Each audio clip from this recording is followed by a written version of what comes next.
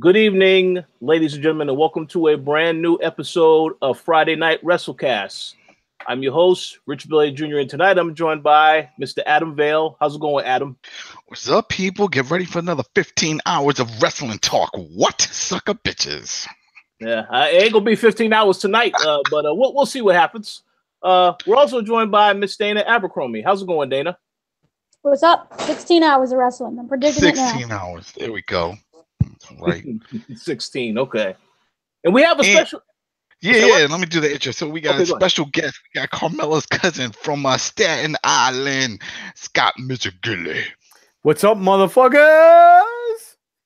And by the way, it's going to be 87 hours of wrestling. 87 hours, that's right. I'm a bitch, and I'm the Energizer Bunny for you motherfuckers. Sounds good. So before we have Dana get into the news stories, Scott, why don't you tell us a little bit more about yourself and how it feels to have Carmella as a famous cousin in the WWE? Listen, I taught that motherfucker how to moonwalk. It is good to see some family get recognized for talent. We've been held down for too long. The man is always pushing us Sicilians down. Staten Island represent. Mella is money. Mella is money. She's a champion. She's campeon el grande. I'm just saying. For those people who speak French. That's true. I'm a big time wrestling fan. You know, grew up in the 80s, the Hulk Hogan Ultimate Warrior era. Watched WCW, NWA, that whole deal.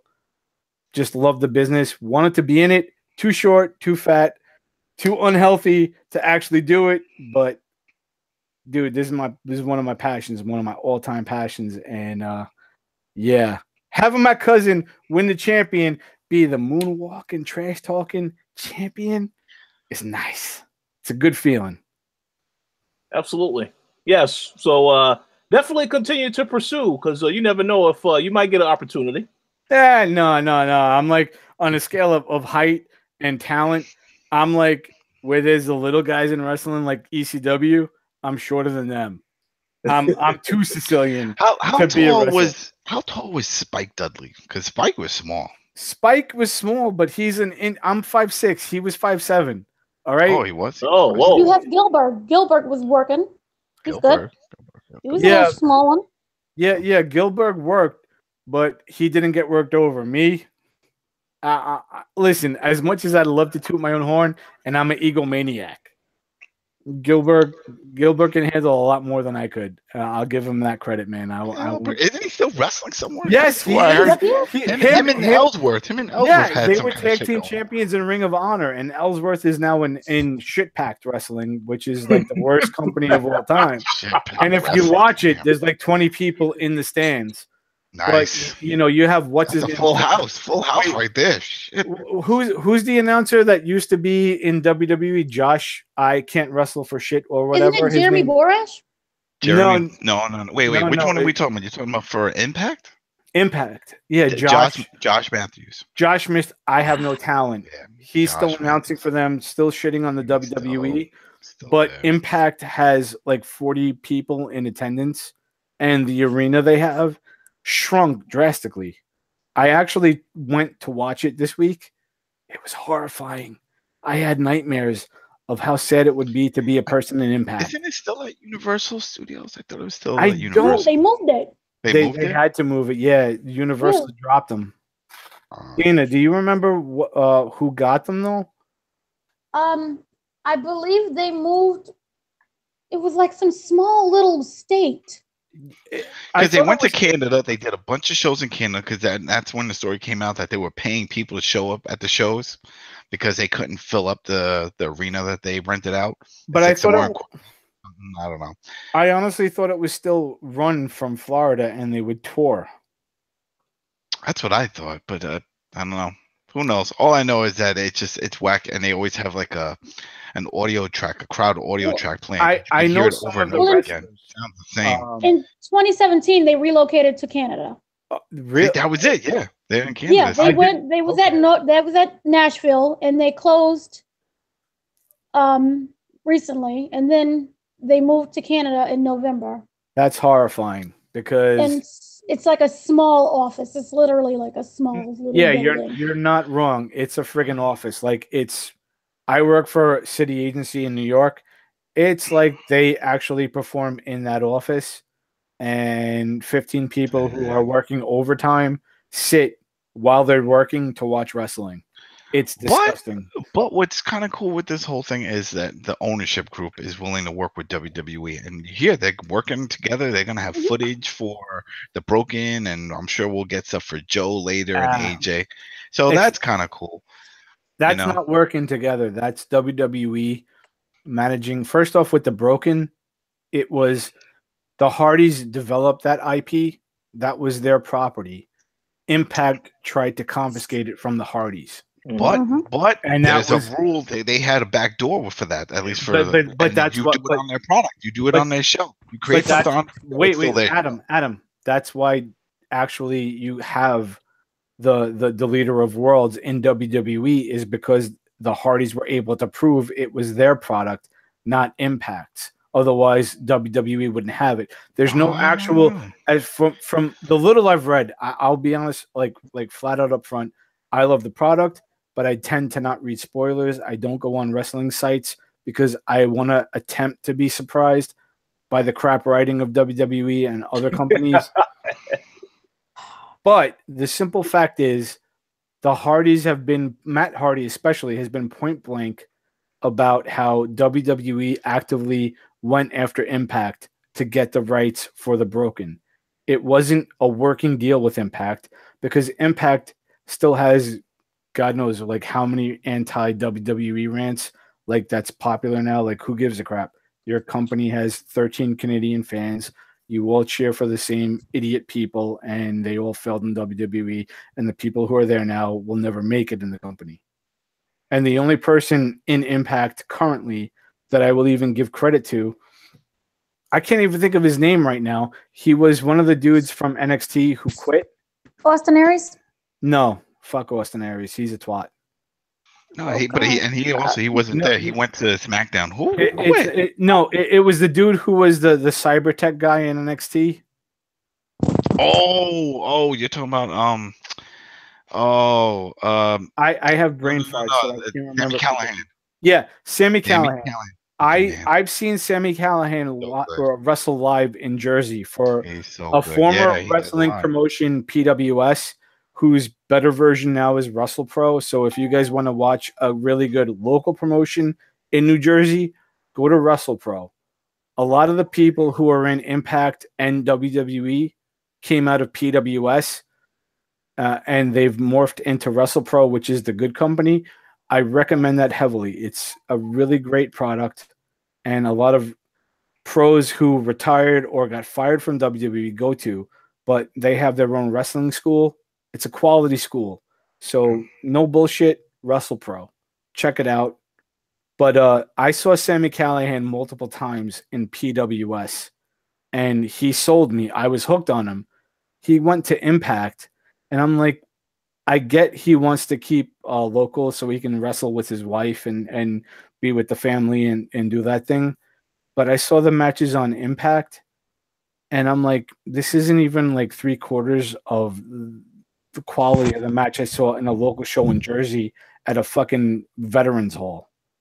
It's disgusting. I get mad about that shit. I really get mad about it because I liked TNA when the idea was WWE needed a foil. They needed another company. But it's just... Impact it's fucking sad. Just die. Ring of Honor and NJPW are great. Mm-hmm. Impact is crap. I'm surprised it's still around. I really am, because once that Owl group bought it, I'm like, all right, well, they said they were going to try to sell it off already because it just wasn't making any money. But then they started the network. They have their own little, what's it, $6 or something network. Something like that. But then they give a lot of their events away for free on Twitch, which I don't get either. And then they partnered up with Lucha Underground, and then it's just all over the place now. So it's sad. It's sad. All right, so I agree. But we're going to move on. Let Dana now introduce the news topics for this week. So, Adam, cue the music. Oh. Oh, dancing, dancing. Where's my music? Oh shit, that happened again. Sorry, I didn't have my glow sticks ready, man. You didn't want There we go. All right, now we're going to start off real quick with Enzo Amore. It was I cannot speak. It was revealed on Twitter today that the investigation into sexual assault allegations has been closed and no charges were filed. He is free. He's very happy about this situation, obviously. For those who don't know, back in January, Enzo was accused of drugging, raping, and other sexual assault situations by a woman named Philomena. In Phoenix, Arizona. She claimed that the event took place around the 23rd and that it ended up leading to a police investigation, and WWE, as a result, released Enzo. There is no word yet on how WWE will react to the latest developments or if they'll even bring Enzo back in the future. There was a letter that was released that by his lawyer that basically said that everything was fake, everything was made up, and, right now there's no plans for anything, and he thanks his fans and his supporters. So congratulations to Enzo for that. I hope he finds a career somewhere because there are people who likes him, except for me. I just can't stand him. You know what, Dana? Yeah. I gotta say, he could be obnoxious. I'll give you that. It really could be obnoxious. But when the midget 5-foot guy had more in-ring ability, considering he wasn't good in-ring than the 7-foot partner he had, and he was a billion times better on the mic. It was just how they used him. He was definitely a distraction. They used him as terrible. They put him. I mean, when they put him in 205 and they put the belt on him, I was like, that's a smack in the face of all the talent that's on that roster. I get that. I'm not talking about 205. 205 to me is still a work in progress because 205 hasn't. Look, when you had Benoit, you had Eddie Guerrero, you had Jushin Thunder Liger. Once again, I think I'm outside of Adam and maybe Rich. I'm a 10-year older person than most of the people I know who love wrestling. The WCW cruiserweight, WWE cruiserweight hardcore division had more talent on the mic and in ring than 205 Live. The guys in 205 Live, it's a work in progress. So I'm not trying to shit on them. I'm not trying to tell them they don't have talent and they should give up. They need to keep working. I've seen Tony Nese wrestle live on local shows. Tony Nese is one of my favorite wrestlers all time, period. He is underused and underutilized. But the fact is, none of these guys know how to cut a proper promo. They don't know much about on-mic shit. And they would learn so much by just watching video of the Attitude Era, of watching the WCW Cruiserweight feuds. And see, but that's the thing. The WWE should have just sprinkled it across. They should have had some of those guys that can talk on the mic, and then bring in all these other fresh guys. Adam, I get it, but my thing with Enzo is, as much as everybody wants to crap on him, Enzo being put into 205 Live and him, trash talking and all that crap, it took that to actually get 205 to be popular. It doesn't mean he was the only reason. It's without him, it wouldn't be where it is now. He doesn't need to be on the show now, but his involvement in the show put it where it is. I don't know. I don't know if WWE. Yeah, I don't know if they'll ever bring him back. No, that's it. That's all I wanted to say. I'm not trying to. I'm sorry, Dana. I just feel like Enzo gets kind of the crap end of the stick, and I don't think he's the greatest worker of all time. But considering his mic skills and being over for being listen, I would like to find out how much of it was legit and how much was a shoe. That's what I want. But how many 5 foot how many 5'4" guys get over on their 7-foot counterparts outside of Shawn Michaels? Dudley. Listen, I went to the last New York actual PPV for ECW and saw Spike Dudley get choked out by Rhino so hard, he threw up on the fucking ring and passed out. So while I love Spike Dudley, he's an asshole. He was a drug addict, and he got choked out and vomited. He was cool, but his move was sliced bread, just like what's his name? Who's the dude with the goatee? Kendrick says it. Not just Hendricks. Kendrick says it. Kendricks, yeah. Like half the big dudes in 205 and the cruiserweights and blah blah blah, they all did sliced bread. Yes, it was Spike Dudley's move. I saw it before it became popular, but it's one fucking move. You had Jushin Thunder Liger, you had who Ultimate the small guys that had made it. Rey Mysterio made it. But Rey Mysterio, listen, Rey Mysterio's thing is the same thing as, for me, Rey Mysterio is the same thing as the big dude for McMahon. Rey Mysterio is the little guy.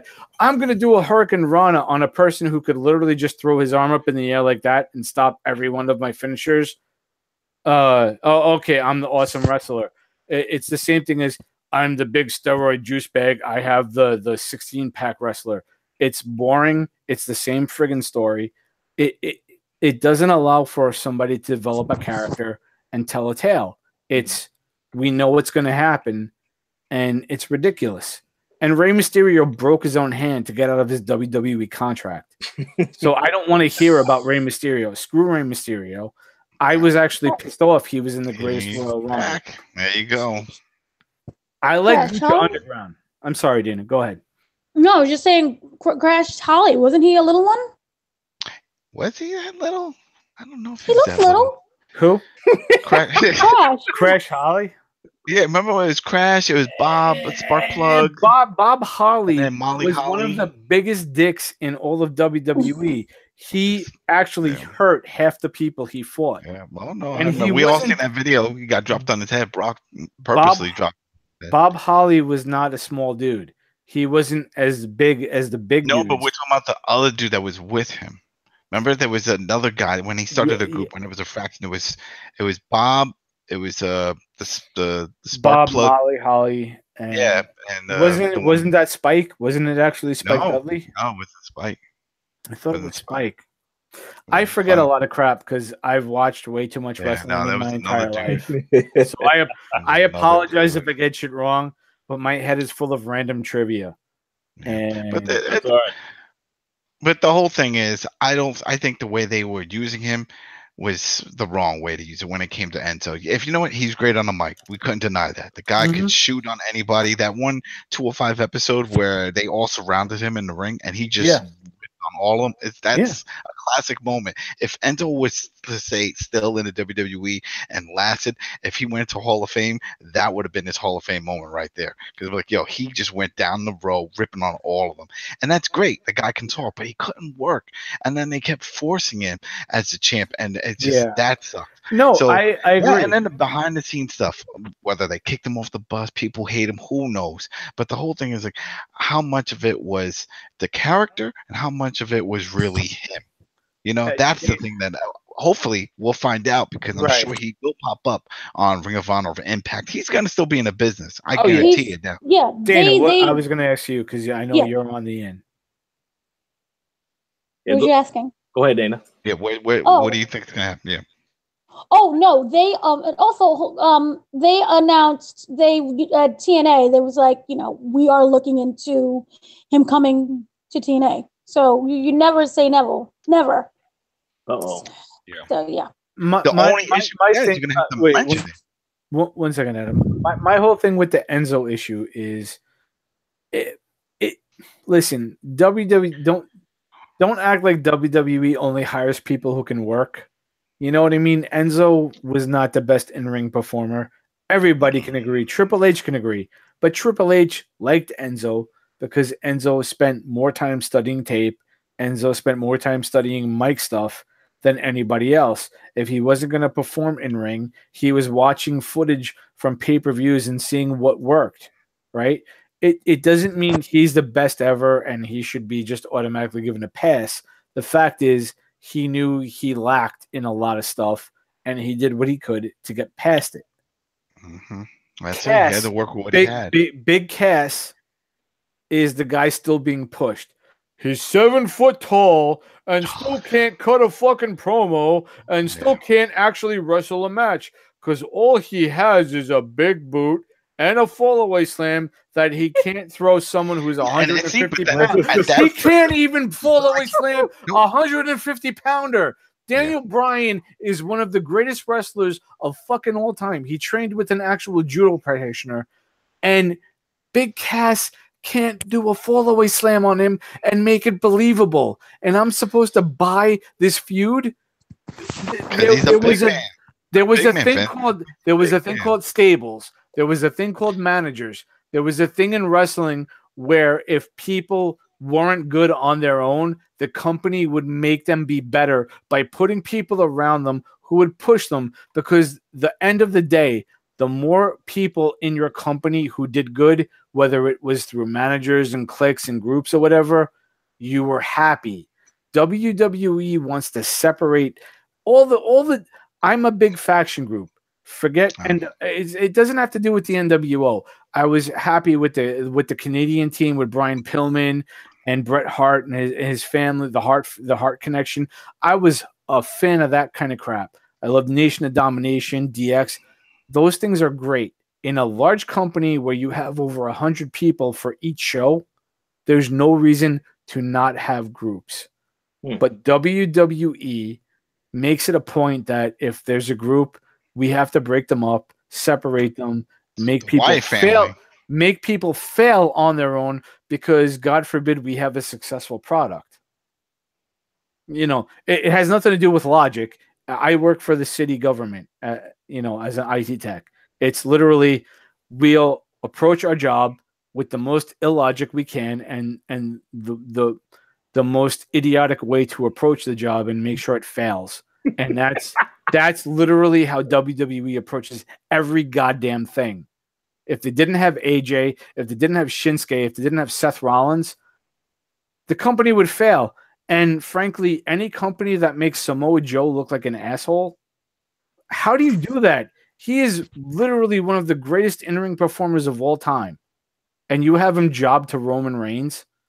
They have everybody jobbed to Roman Reigns. Oh yeah, don't get me started with that. Roman Reigns and Big Casshole need to be the new natural disasters. Oh no! What's the next one, Dana? Now that we know what's up with Enzo. Oh, okay. Sorry, Dana. No, it's fine. This is entertaining. Yeah, we'll definitely we'll come back to that stuff for sure. Go ahead. Dana. Randy Orton has undergone successful surgery to repair his meniscus tear in his left knee. He says that he's known that he needed surgery since last year, but he's been waiting for the right time to get his knee cleaned out. Clearly, they're not doing anything with him, so right now it's a great time. He's currently at home recovering with his family. But he says that he's going to stay motivated and that he's going to be back on Smackdown real soon. So it's going to take months for him to come back, but he's keeping a positive attitude. Nikki Bella is extremely angry that she is angry at the fact that people are saying her relationship with John Cena and the whole breakup is work. As you already know, I think their whole existence is just basically a work. She said in an interview that I think people don't realize how you can affect them. It's kind of like when we try to talk to cyber bullies and tell them you have no idea how you're affecting people. I'm a human being. I'm a human being that's literally went through a breakup, and everyone's been through a breakup, and I think of how we feel. So mine has just been blown up, and then have people also telling me that I'm faking it. So you're now saying that my heartache is fake and that it makes it even harder. It's just like, what can I do right? And that's just really tough. That's what makes it so much more exciting for Total Bellas to premiere this Sunday.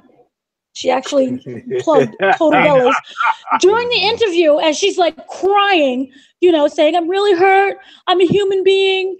I'm going through pain. She plugged Total Divas and went on to say that you're going to finally see how the journey unfolds. Dana, and what actually happened. Yes. What personal opinion? I'm pretty sure you actually knew what happened already, but personal opinion. how did you feel when she said all that crap? I laughed my ass off. I think I might be in love with you. For me, it's a complete work. I mean, from the beginning, it's just been nothing but a work. John Cena is a company man. I do believe that he did this because, remember, Total Bellas and Total Divas at the time, they were facing cancellation. Yeah. He had John Cena on, and they were still facing cancellation.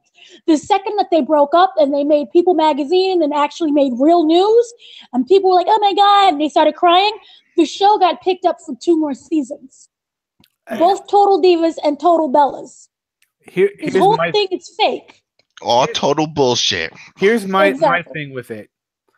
I'm not going to fault Cena because I'll always go back to Cena being a company guy, yes. But when it came to the Rock-Cena feud, all the Rock did was insult Cena. But when Cena said, listen, I don't have a problem with you doing movies. I don't have a problem with this and that. My problem was you talk about how much you loved wrestling, and in 7 years, you couldn't even appear on the show once. You didn't have to wrestle. You didn't have to do anything. You had nothing to do with WWE for 7 years. Rock had nothing to say about that. Cena, he does movies. He does his promos. He does the Total Bellas. He does his work where his relationship's going to fail. But when he does a match on a pay-per-view, he does a match against The Undertaker, against Triple H. He doesn't screw over the new talent. He doesn't try to put himself over the new talent. And when he fights the new talent, he works so that the new talent looks better. Yep. Kevin Owens. And he gets shit on constantly. I feel like it's like a rib type of thing. I think people really do like him. Because when he comes out and he does his promos, you notice no one cuts him off. No. The shit out of him when he's doing his promos because they're like, we want to hear this shit. Go ahead. No, Adam, I'm not arguing that. I think it's become popular to just make fun of Cena, but I do think that to a point, Cena doesn't get enough credit for how he puts other workers over. It's underappreciated, just like Triple H. Everybody says Triple H puts people down. But Cena got put over because of Triple H. Mm-hmm. You know, there's a self-sacrificing element that people seem to fail to recognize. But with Nikki Bella, the big thing is, like, she should be like. I understand the Total Bellas is a Total Divas, the Bellas, whatever. They're all shows. But for a dude whose wife divorced him because he was a wrestler and all the crap he had to go through. She should be so fucking lucky, and this might be just my opinion, but he didn't want to get married. He didn't want any of this. He didn't want a family because he saw what his family went through. He saw what his own personal life went through. And they made the show a work. To me, it kind of pisses me off because we all know the show is a work. We all know this is all a work. I hate that he had to toe that line because the Bellas will always toe that line because they just want the money. They don't care. Mm-hmm. But putting Cena through that and him agreeing to it kind of makes him drop down a notch in my book. And it took a long time for me to be a Cena fan because I'm a diehard Triple H fan. And Cena beating him, I know Triple H pushed him over, but it hurt. When he tapped out to Cena, like I was like fucking offended, and I shouldn't have been because I know how it works. But I was like, dude, it's Triple H. No. But I wonder with this whole thing because we all agree that we think this is a work. So what's going to happen now with the rumors that it's him and Carmella? Because if he pops up on the show with Carmella, then everybody needs to know this shit is a fucking work. But that would be at least entertaining. Sorry, Dana. No. That's the plan going forward. It's going to be like, remember Nikki Bella, if you watch the show, I hate the fact that I know this. I really do. I was on the show, so that's why I know this. No, fair enough. In the storyline, Dolph Ziggler is supposedly always in love with Nikki Bella. Don't laugh. I hate myself already. Anyway, so in the show, Dolph Ziggler was already in love with Nikki Bella. No. And so how it's going to be in the storyline is that during the whole breakup thing, Cena's by himself. He needs help. And, Carmella just happens to always be there. So she's comforting him. And they end up in like this teasing type relationship. So it's going to be that perspective of Nikki like trying to deal with Dolph Ziggler and also getting over John Cena, and then the hurt from John Cena being with Carmella. How does that storyline not lead into explosive diarrhea for everybody who watches it? Horrible. That's not even a thought. Like that. Look, I understand Big Cass and Carmella broke up in real life, but this kind of story writing is why WWE makes me want to unsub, and I just want to go to NJPW because I'd rather watch shit in Japanese where the wrestling is at least good enough and I don't have to understand what people are saying, because I'd rather go strong style and I'd be happy, because holy fuck, this shit it's too much. Like I don't need to watch a E show, a Discovery show. I want to watch wrestling. I wish, like I sincerely wish WWE would make people watch Attitude Era promos where they gave people 30-second and 1 minute shoots to prove whether they can make it or not. And once they actually got over with the 30-second or 1 minute shoots, they'd give them a 5-minute promo. Because nowadays, the assholes they want to push, like Roman Reigns, and I'm sorry, I'm not going to apologize. I fucking loathe Roman Reigns. But he gets a half hour on a 3-hour show to come in. I'm going to kick Brock Lesnar's ass, but he kicked my ass, so I'm going to kick his ass because I can kick ass and blah, blah, blah. This is still my yard. Samoa Joe is a better wrestler than Brock Lesnar and Roman Reigns. Yep. Samoa Joe deserves a fucking strap. He deserves a good fucking feud. And if anybody was going to legitimately beat Lesnar or have a good series, it would be Samoa Joe, because he actually trained in MMA. God forbid someone who trained in that shit before it became popular and was a wrestler fought with the guy who did it after his career. You know, maybe that would make sense, but we're going to do a rushed series. WWE is too rushed. They don't establish feuds. They don't establish anything where, like, look, okay, the champion. Well, that links up to the next story. I'm sorry. Go ahead, Dana. No, I believe that they do establish feuds and stories. The thing is that they randomly drop them. That's my issue with the whole thing. I think to a point they establish some story, but I think it's too random. It's too arbitrary. I don't think they allow for a full circuit. I think with the amount of pay-per-views we have, they just rush a feud and they replay NXT shit. And it's, here you go, we're going to shovel you the same shit we've already had. In the 80s, what worked in the 80s and the early 90s and would actually work now is the fact that sometimes you had wrestlers face each other. One person would lose, the other would win, right? A person who won a few matches would get a chance at the belt. Whether they won or lost, arbitrary, right? Say they won. The guy that lost the belt would then have the feud with the person who beat them. But then you'd have two people in number one contention have a feud, build a circuit, have them wrestle several pay-per-views together, not for a belt. And then you'd have one of those two win the title match, and the other guy would be like, fuck you. But he wouldn't get an immediate belt match. He'd have to fight the current number one contender, and they'd have a feud.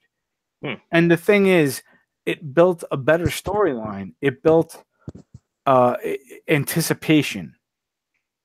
There's no anticipation anymore. It's immediate. We have to have this right now. It's got to happen. Look at Nia Jax and Ronda Rousey. Who the fuck wanted to see that? Well, hold on. We're going to get into that. That's what I'm saying. I'm sorry. Hold on. No. We'll get into that. It just illustrated my point. It's just feud building in the WWE, story building. It doesn't exist. It's so random when they build a good story that you want everything to be like that. And once again, I am sorry for. I realized I cut the line. I went ahead. I wanted my ice cream cone before everybody else. Oh no! You're fine. You're fine. But it's an issue. Well, And definitely it's a constant issue. It's not something that's one pay-per-view or the other. It's every pay-per-view. We get the same shit. We get the NXT crap regurgitated, or the same thing for the last 5 pay-per-views. Mm-hmm. Sorry, Dana. Go ahead. My bad. No. Everything you're saying, I agree with. Basically, also, lastly, Carmella has announced that she's no longer a cast member in Total Divas, and that she's gonna just do stuff off camera for the show, like be the mistress of Staten Island. The mistress of Staten Island? Mistress of Staten Island. Hold on a second. All right, listen. I know she's my cousin. Yeah, Really Scott knows all this. She really does have a sweet ass. I'm just saying. There you go. It's okay to say second cousin. Listen, I made Dana laugh, so my life is complete. Dana was giggling that whole time. That was funny. Finn Balor and Kathy Kelly have announced that they have broken up after 1 year together. I didn't even know they were together. But Hold on a second. Oh. Now, I did know this because that was spoken about before, and I just want to make a quick comment and give a shout out to Ricky, because he actually confirmed with me yesterday via text that you can also add another couple to the Splitsville list, and that is Austin Aries and Delina Vega. That has to be a work, because he did that cold-blooded. Hey, he sent out a tweet yesterday saying, congrats to my ex-girlfriend, Delina Vega, WWE, on her Smackdown debut. I know firsthand all the time, effort, and sacrifice that went into making this special dream a reality. Who cares? Whoever said Andrade is smashing Zelina, they were 100% accurate, because that's definitely happening now. Who cares? Wow. Wrestlers cheated on each other. Woohoo! Who gives a shit? They're all assholes. We get it. No one cares. Man, we saw this coming. We saw it coming, and we had no idea who it is. I don't even know who you're talking about. Well, this is what you call it. This is the chick that's with no, I know Sienna. But the thing is that wasn't his girlfriend. That was his fiance. Yeah, fiance. Listen, just because you say it with a French pronunciation doesn't make it any less scummy. I'm just saying. That's right. Scumbag. Agreed. Oui. So go ahead, Dana. You had us a few other things you wanted to. Yeah, I had a couple other things. Now, Vince McMahon's lifelong dream has finally come true. Those who remember, 20 years ago, he was obsessed with Ted Turner and his rival company of WCW. At the time, Ted Turner was worth a total of $2.2 billion. And today, it has been announced that Vince McMahon has finally got his $2.2 billion. So, congratulations to him, and yay to us regular old poor people. Okay. $2 billion. Before we go off on whatever tangent, can I go back on my tangent before we recorded about the simple fact that Vince is the reason why the WWE will never progress past its point now. I agree. He went on record in Men's Health magazine. He said the WWE will not grow. They will not make more money than they're making now because I am alive. Once I'm dead, the company will blossom. The company will be run by Triple H, Paul Levesque, and Stephanie McMahon, and probably to a point Shane McMahon. But as long as Vince is alive and he keeps the WWE creative with the staff they have, we're going to get the same shit we have. And anyone who doesn't think it's shit really doesn't appreciate wrestling. Like, I'll say that flat out. You can like crap. You can appreciate a lackluster product, but WWE creative is a horrifying thing, and they are burying women, men, people who love the business, who put above and beyond what anyone should do for a job. Mm-hmm. That creative, it is one of the worst things that could ever happen to a career. It's you don't have to understand wrestling booking to understand these people are fucking leeches and douches and they have no right to be in the industry. It's horrifying. The double fucking dick punch knockout from Shinsuke and AJ for 2 matches. For 2 matches. I love Shinsuke. Like I watch NJPW and I saw him when their version of the Intercontinental belt and his other matches, and I was like, this dude's amazing. Like I genuinely like him. I really appreciate what he can bring for wrestling. And I see what they do for him and AJ. AJ was the guy that would never. He was like Sting. He's never going to be in WWE. He gets here. He's over. He didn't have to go to NXT. He's the dude. He actually made SmackDown a better product than Raw. And there's really no argument for it because Raw sucks. As much as I love Seth Rollins, and I do love Seth Rollins, he's one of my top 10 all time. So is AJ. But the simple fact is, AJ made SmackDown the show you have to watch. Mm-hmm. And your pay-per-views are going to end with dick punches. 2 in a row. It's insulting. It's stupid. Like, hey, I have an idea. We're going to take the 2 greatest wrestlers of all time, and we're going to have them, like, we're going to punch each other in the dick, and that's how the match is going to end multiple times because we can't figure out who to give the belt to. I'm like, well, the face had the belt for over a year.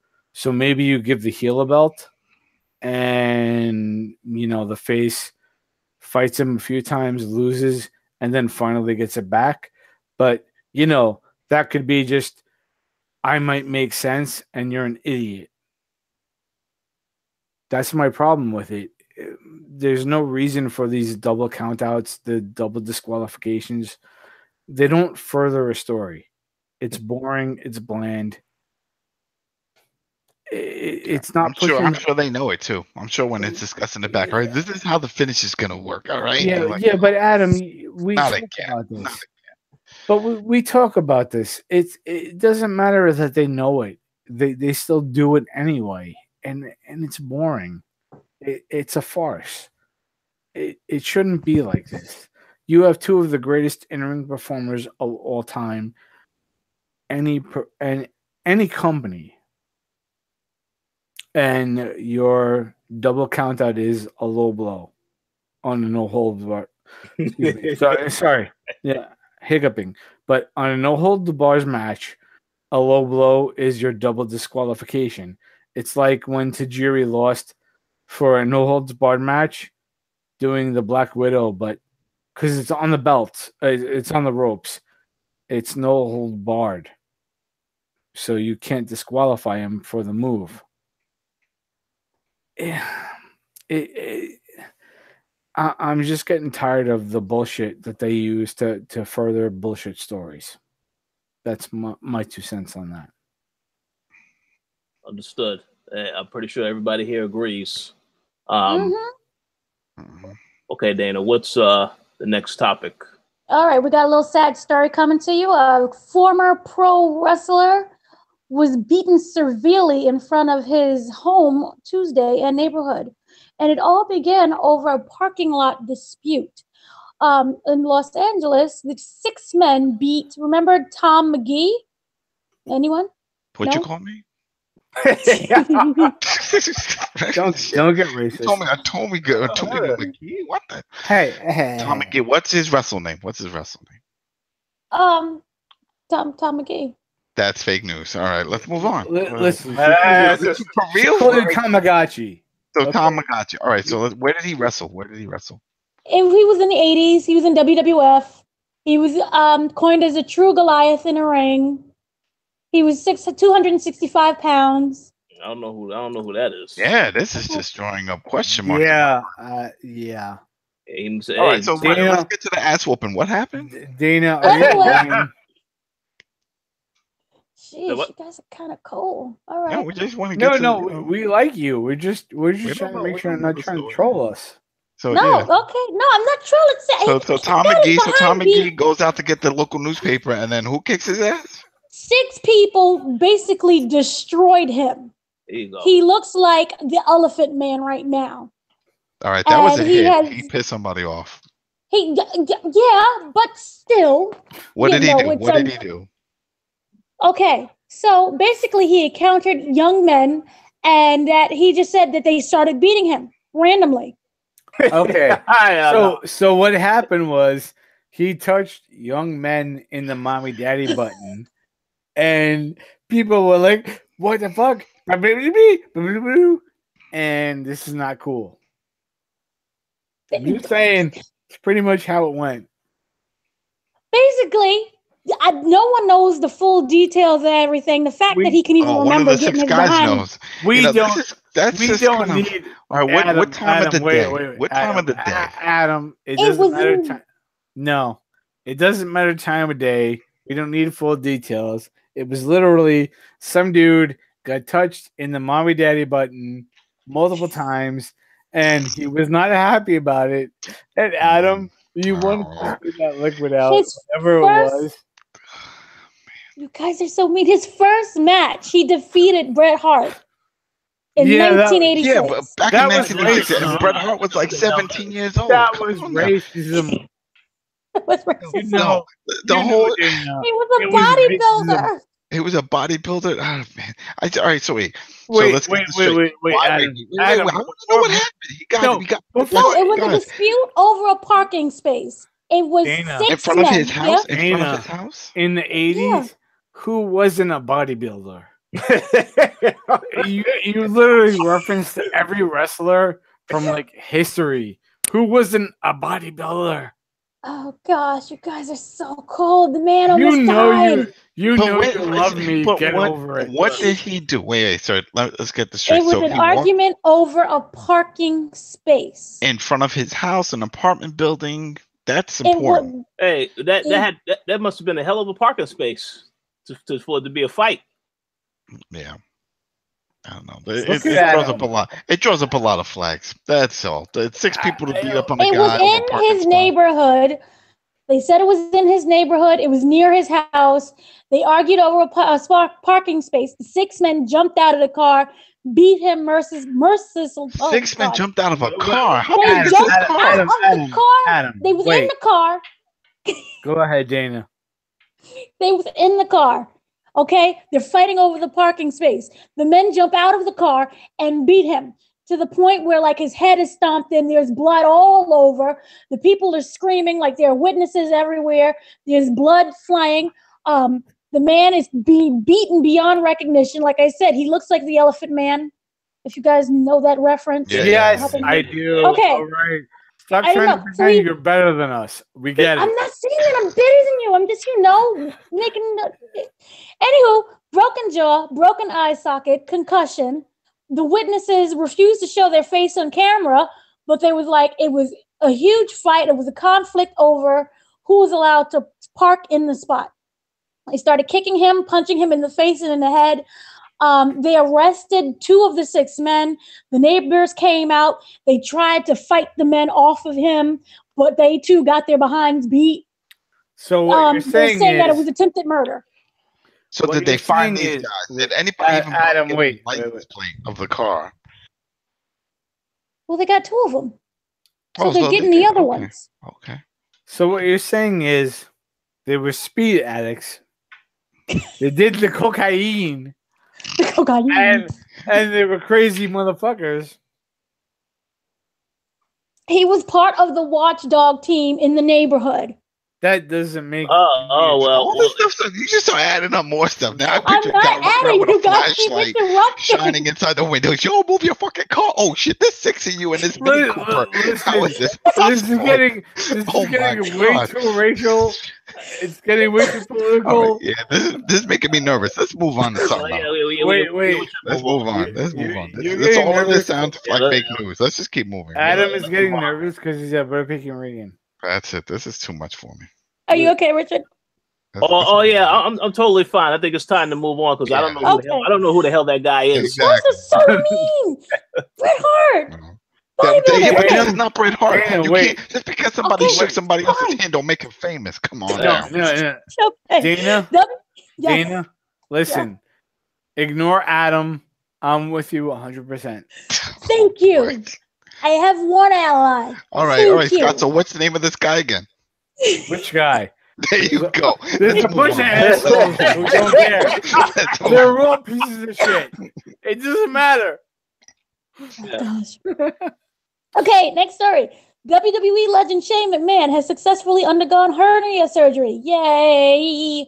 He's still alive and he plans to jump off more buildings. The 48-year-old. I thought it was the stomach virus thing that he had. Adam, No, that was previous. hernia. He cured himself of the diverticulitis or whatever you call it, the thing that Brock Lesnar had with the stomach. Wait, The storyline. guys, wait.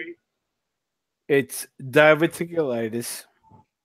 Brock Lesnar had colitis. He had Crohn's disease, and he actually had part of his intestine cut out. And the only reason I know about that is because it's part of what I'm dealing with. Oh. Yeah. Big surgeries. It's not. I want sympathy. I actually understand where it's coming from. Oh my. I had the Roux gastric bypass. Oh. So when you get that done, they rewire your intestines, your gastric, your GI tract. All right. So people saying Brock was a fake heavyweight champion and his stomach problems were bullshit. It's not. Part of the reason why I couldn't go to wrestling school was because if they hit me wrong in my abdomen, it could kill me. But they said that Shane had the same shit, and that's there's no way he had that. Because if he did, there's no way he wouldn't have been able to pull that match off. But the Shane shit Storyline, right? Yeah, I can't comment on storyline. I'm not gonna act like I'm in the in. So he's got a hernia surgery. Just I want to be honest. It's full disclosure. Mm-hmm. So I can't act like I know what Shane went through. He might have had a legitimate stomach issue. He might have been doing with a storyline stomach issue. Right? The simple fact is, part of why I never went to wrestling school is because after all the abdominal surgeries I went through, they said you could die. Shane had some of the same issues. Doesn't mean it's all the same, but he had some of the similar problems. Yeah. Right? That's it. All right. So they gave him the surgery. Now what? How long is he going to be out? It doesn't matter. They gave him the surgery on Friday. He said he's really excited and that he plans to go back to work immediately. And cool, so they can start throwing him off of shit again. There we go. Adam. All right. So me and Adam's biggest thing is like we both love Daniel Bryan, but we're afraid of watching Daniel Bryan die live. Yeah. Oh yeah. Well, we're gonna witness that. It's not to drum up like likes or any bullshit. It's simple fact is, dude's a great wrestler, but he's putting his health over anything else. Yeah, we all know that. Yeah. All it's gonna take is one wrong kick, and then everyone's gonna get real sad real quick. So. Yeah, but I'm not arguing. Yeah, it's the same. It's a shame. All right, so well, That's good for Shane that it wasn't that serious and that he can come back. But And- with Shane, he actually had intestinal surgery. I know because I went through the same shit. Yeah. Understand that. Yep. All right, so Dana, finish up these last couple stories, and then we can get into these other discussions. Jerry Lawler wouldn't discuss the fabulous Moolah and that heard the recent allegations against her. That, you know, there was allegations that she was a pimp and that she drugged the women on the wrestling circuit. And he's saying that it's really sad to see her legacy and her reputation be defamed and destroyed. And actually, it's like what has been going through with social media that he has great sympathy for. He says that he never saw anything like that when he was around her or was around the business or any of the girls, and that she was a wonderful businesswoman. And I think everyone enjoyed doing business with her. She was an agent for all of the girls and all of the wrestlers, and that she performed really well and she helped promote other people. So he is completely baffled about these allegations. He thinks that none of them are true. Titus O'Neil has recently teased that he's going to be in an MCU role, and that he shouted out Batista.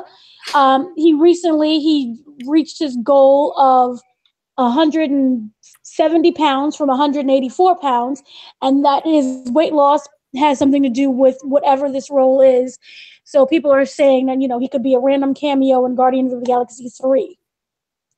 Roman Reigns is basically saying, screw everybody and all of the fans. The fact that you're even cheering for him is that all that he cares about. Even if you boo for him, that's all that you care about. He's saying that, you know, he's built up a personal relationship with Vince McMahon and with everybody backstage and with those who work with him and also the crew.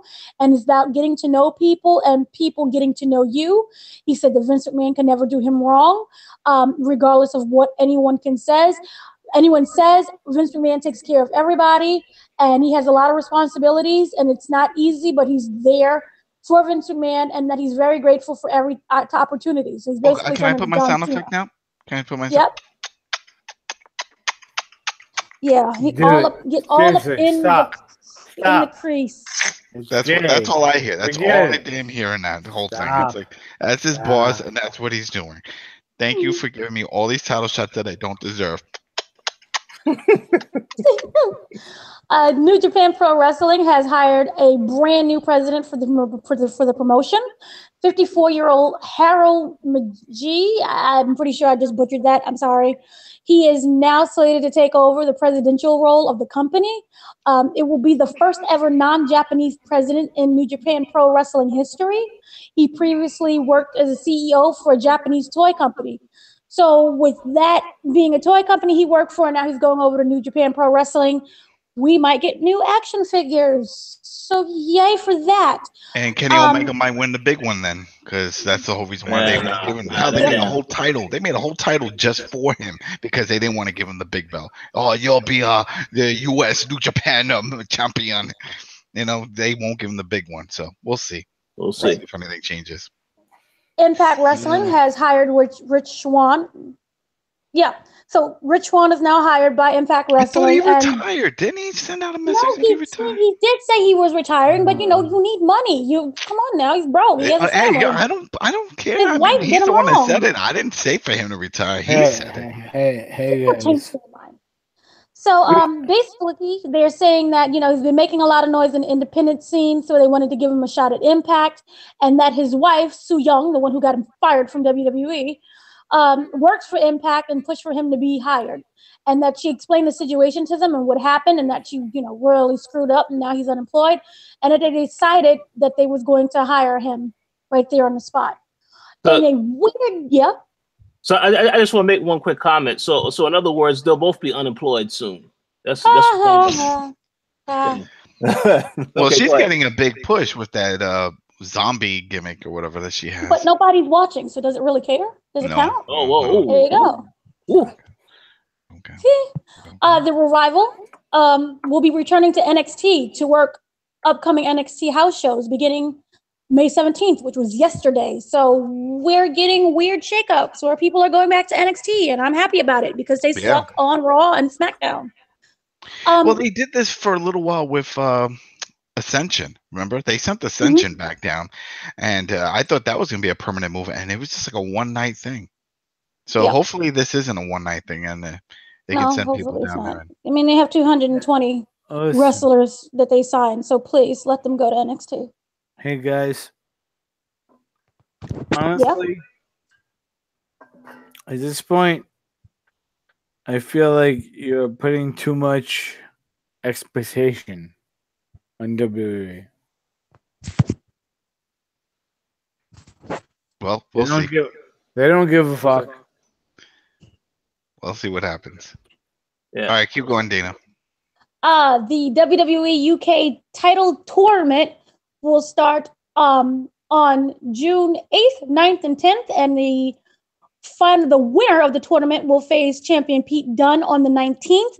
Here are the names: Jack Gibson, Joe Coffey,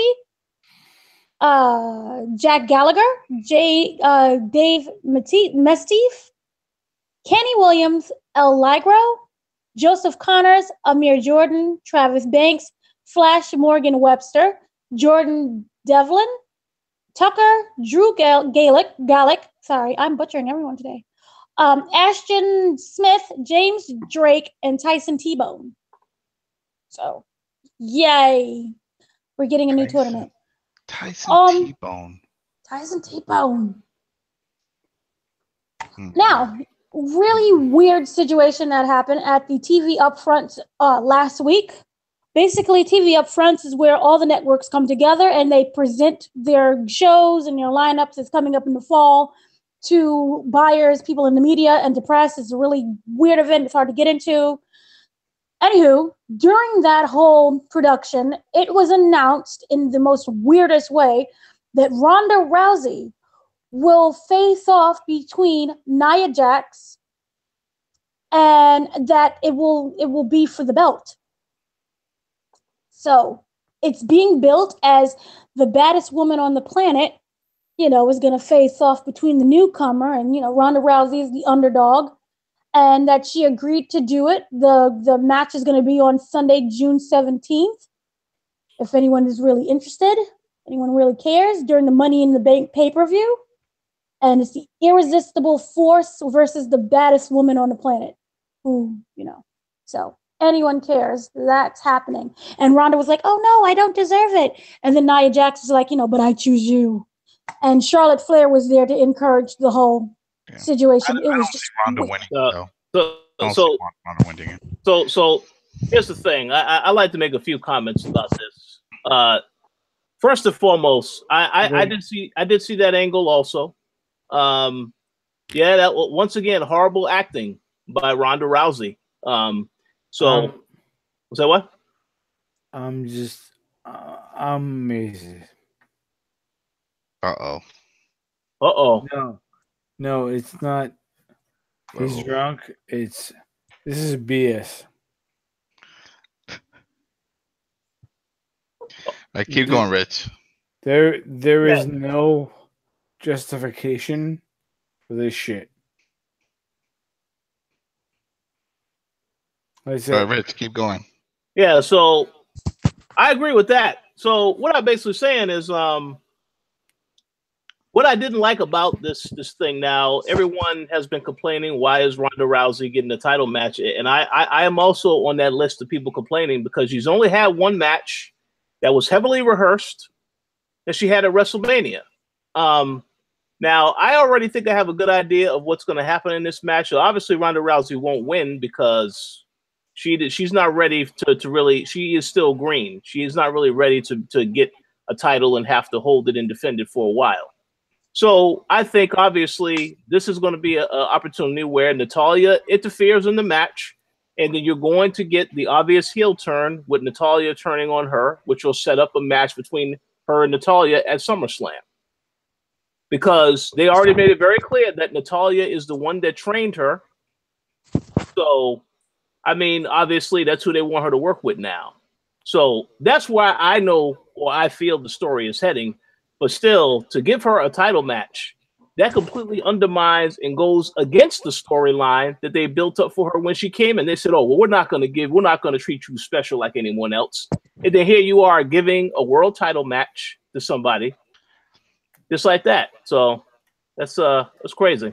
Well, Ronda has been wrestling during the European tours. They just basically built her up as a Goldberg, and they're just throwing random people at her, and she wins very quickly. But she is wrestling technically. Yeah, but I think this is more of just to sell pay-per-view event, that type of thing. Like, just get more hype on it. And plus, they don't know what they're doing with her. That's the thing. Yeah. She's just hanging around. She's not doing anything. And so this really doesn't make sense, but I don't see them giving the belt over to Ronda. It's too soon, and it's a smack in the face to Nia, who's worked so hard just to get this, whether if people like her or not. I mean, she's still been there for a while. She's had some pretty big matches. So, and think of all the matches we would see if Ronda does win this. It's not going to be great. She's still green. There's still a lot for her to learn. It's just, no, it's too soon. It's too soon. So if anything, I have a feeling it'll be a squash match. Something will happen. Maybe Nia will cheat, or maybe they'll have somebody interfere and screw her. Maybe Natalya jump in and make it look like she's there for Ronda, and really she just double crosses her, and keep pushing that baby face thing. It's like, oh, they're gonna keep kicking her down and stuff. They should make Ronda a heel. I don't know why they're pushing her as a baby face, but whatever. We'll see. Yeah, we'll see. I feel nothing. It was just it was a big presentation. They're trying to get people to buy, Raw, and it worked because Raw had a massive purchase by NBC Universal, and this ends up in this huge SmackDown Live debacle.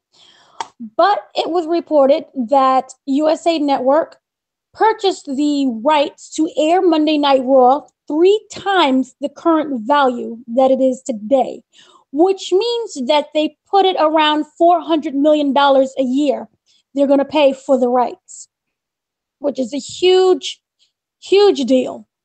The problem is this: they don't want SmackDown Live anymore. And SmackDown Live is currently in jeopardy. That's a SmackDown Live right there. It's like, damn, you know what? That's a great product. By the way, we don't want that show. We don't want that show at all. And WWE is not going to walk away from $400 million a year. This is why Vince McMahon is now the $2.2 billionaire. So he's happy with this whole thing. So the problem is SmackDown does not currently have a home. And they're shopping it around to random people, anywhere between, you can't say Sci-Fi. Sci-Fi is owned by NBC. But Fox, they're currently, we spoke about this before, they've been having discussions about it going to Fox. They've been shopping it to HBO, Facebook, anyone. I think that'd be interesting if it goes to HBO. But people are saying Amazon, and that's the last thing we need. If we can throw that on another subscription service. And it's not going to go in the network because they're going to lose a lot of money. Now, the thing is that they want to shop the rights around to other parties because you can make a lot of money off of it. And that people are saying that it's going to be a huge buy. And that this is something that other networks should not walk away from. Fox is still, as I said before, they're still in negotiations. But the thing is that they just spent over $500 million for the rights to UFC. So you can't afford everything. So that seems to be the problem also. I'm surprised ESPN wasn't on that list because especially with the partnership that they had when they were breaking news. Remember the whole Brock thing, and I was like, you would think that ESPN would want a wrestling product on their network. Well, here's the thing. They're sharing the rights also with UFC along with Fox. So that's money they already spent. Mm-hmm, mm-hmm. And so it's been shopped to Facebook. But the problem with Facebook is that the Mixed Match Challenge didn't do very well. Even though it garnered more than 35 million views, they're saying that, that's pretty low. And they're very unhappy with how the viewership declined. See, we called it. Whatever. I still love it. You guys are so ungrateful. Everybody's watching it. They're all happy with the numbers. No, they're not. See, so also the problem is that SmackDown is billed by WWE as being the B show. So it's really hard to sell a show that its own company is calling, oh, this is a low-rated B show, that it doesn't really matter. The problem also with this is that Fox, Facebook, and Amazon, as I said before, they're also in contention of whether or not they're going to buy it. they want SmackDown to be 3 hours instead of 2 hours. Why? And that they feel, let me explain. The reason is this: they will have more advertisers, and that way they can make more money off of it. Yeah, but then you're gonna get less people watching the product. Nobody wants to watch shit for 3 hours. We're having enough trouble watching Raw for 3 hours. And then you're gonna watch SmackDown for 3 hours? Right, but that's the problem that the fans will have, not them, to whoever buys it and wants it for 3 hours. Oh, it'll be their problem too when they see the ratings are low. I don't ever see SmackDown being canceled though. I mean, it's like a 2% chance. So, well, I would say SmackDown is the better show. So, I would like to think that the people who are making these purchasing decisions know what they're buying, because clearly have the better roster on SmackDown right now. But here's also my thing with the 3 hours. Yes, it sucks for fans, but at the same time, you're going to have better storytelling, and you're going to actually have more wrestlers. Remember, they have 220 wrestlers that they signed. The total, not recently, but total is 220. So you're going to have more people getting their face seen on TV or Facebook or wherever the heck it goes to. I don't know. We'll have to see what happens with this deal, but everything just sounds like it sounds messy. It's a mess, but as a result of the $400 million a year purchase, anyone who owns WWE stock just saw a 15.4% increase. So they're very happy at what they're seeing. For those who don't know, that means it's about $50.31 per stock right now. So that's the highest it's ever been. So Adam, you need to go ahead and get yourself some stock in WWE. Gotta get that stocks, and then I'll lose all my money when they can't sell SmackDown and get the money that they want for it. Oh man, I just hope it doesn't end up on another subscription service. That's the one thing I really hope that it doesn't happen, because I wouldn't be surprised if it does end up on Amazon or even if Netflix. Because remember, Netflix wanted to get into the wrestling game a little bit with Lucha Underground. Oh yeah. So I could see them saying, you know what? Yeah, we'll throw you some money for that SmackDown. And it's like, come on now, that's another paywall. That's horrible, because if you're gonna have, they're bleeding a lot of money. Granted, they're gonna make some back, but they're bleeding a lot. So easily SmackDown is gonna go at least for $100 million. Like, I don't know if you remember years ago, before SmackDown moved to Sci-Fi, when it was just on basic TV. Remember, it was like on UPN and stuff, and they kept advertising and bragging about it, and so happy that they actually had a product that was not behind a paywall of cable. And they're like, oh, this is great. This will bring more eyes to the product. People can just turn the channel on. You know what I mean? This would be awesome. It's the wrestling for the people. And then what happened? And they're like, that didn't work. All right, going to Sci-Fi. Well, no, the problem was they changed their whole the boss situation. So it was kind of like a TNT situation with WCW. Because remember, back then it was UPN and it got defunct, and then that network ended up being bought by CBS and Warner Brothers. So that's the issue. Well, we'll have to wait and see. But when does this contract expire? I think it's not anytime soon, right? They said within the next 2 years. Yeah, because so they're trying to get a deal in within the next 2 years. Yeah, because some people are like, oh wait, this is gonna happen. No, this is way down. It's like 2019, 2020. Yeah. But by then AJ Styles be retired. So SmackDown ain't gonna be gonna have a lot less people. But a lot of people will have already returned to New Japan Wrestling. Yeah. The products completely. Both rosters are gonna be completely different by then. It is, because I think a lot of people are thinking about, because the only time we've seen this recently was with TNA. When TNA left to that Discovery, whatever channel, remember? And then from there went to Pop. And that happened quick. It's like 1 minute they announce, oh, we're going to be leaving soon. All right, how soon? Like next month soon. What? And then next they need a new home. And that was crazy. So when this news came out, I saw on a lot of forums and stuff, people like, oh man, where are they going to end up? I don't know. We'll see this summer. What do you mean this summer? This ain't happening now. Believe me, when this time, just like when they left before from USA, when they went to the TNA network. What was it? TNA? Wait, what was it? When it was country music. Remember, it was country music? TNN. TNN, that's it. TNN. The what was it called? That was the Nashville network? I think that's what it was. When they went to, I felt like it was months that we saw a promotion that move was happening. You know, they gave us a heads up way in advance. So I predict the same thing will happen whenever they do make whatever deal they have, whether it's Fox or, you know, Amazon or whatever it is. But it's a smack in the face to everybody that's on the Smackdown brand. That's for sure. Yeah. Because here it is. They're seen as, well, yeah, we understand we're the B-side, but we're also live. And so we're also producing a great product. And then when you hear, oh, by the way, the network you're on doesn't want you anymore. So hopefully we could find a home for you guys somewhere else. Then it's like, shit, what? Wait, damn. So then people may not watch us. Maybe we're going to, you know, I don't know. I would feel uncomfortable if I was on that roster. But hey, this is what Vince wanted. This is why he wanted Raw to always be the A show and trying to downgrade SmackDown. So I'm pretty sure he's happy with. I just don't understand the logic of downing your own show. Well, I don't know. I don't know. That I don't get it. Is it like a personal vendetta against his kids? I don't get it. I don't know. He's an old fickle man, and who knows what goes on in his brain. But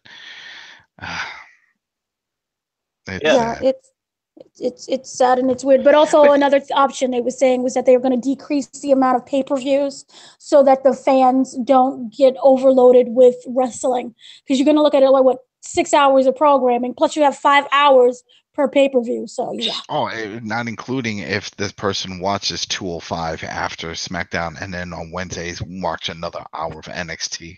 Oh, you know, if there's anything, I really thought that we were going to hear that NXT was going to get moved up. Remember, wasn't that the talks? Yeah. That NXT get moved up, and to me, I felt that would have been great. You move that up, you give it an hour, or maybe even 2 hours, but that looks like that's not even on the table. Hold on. Moved up where?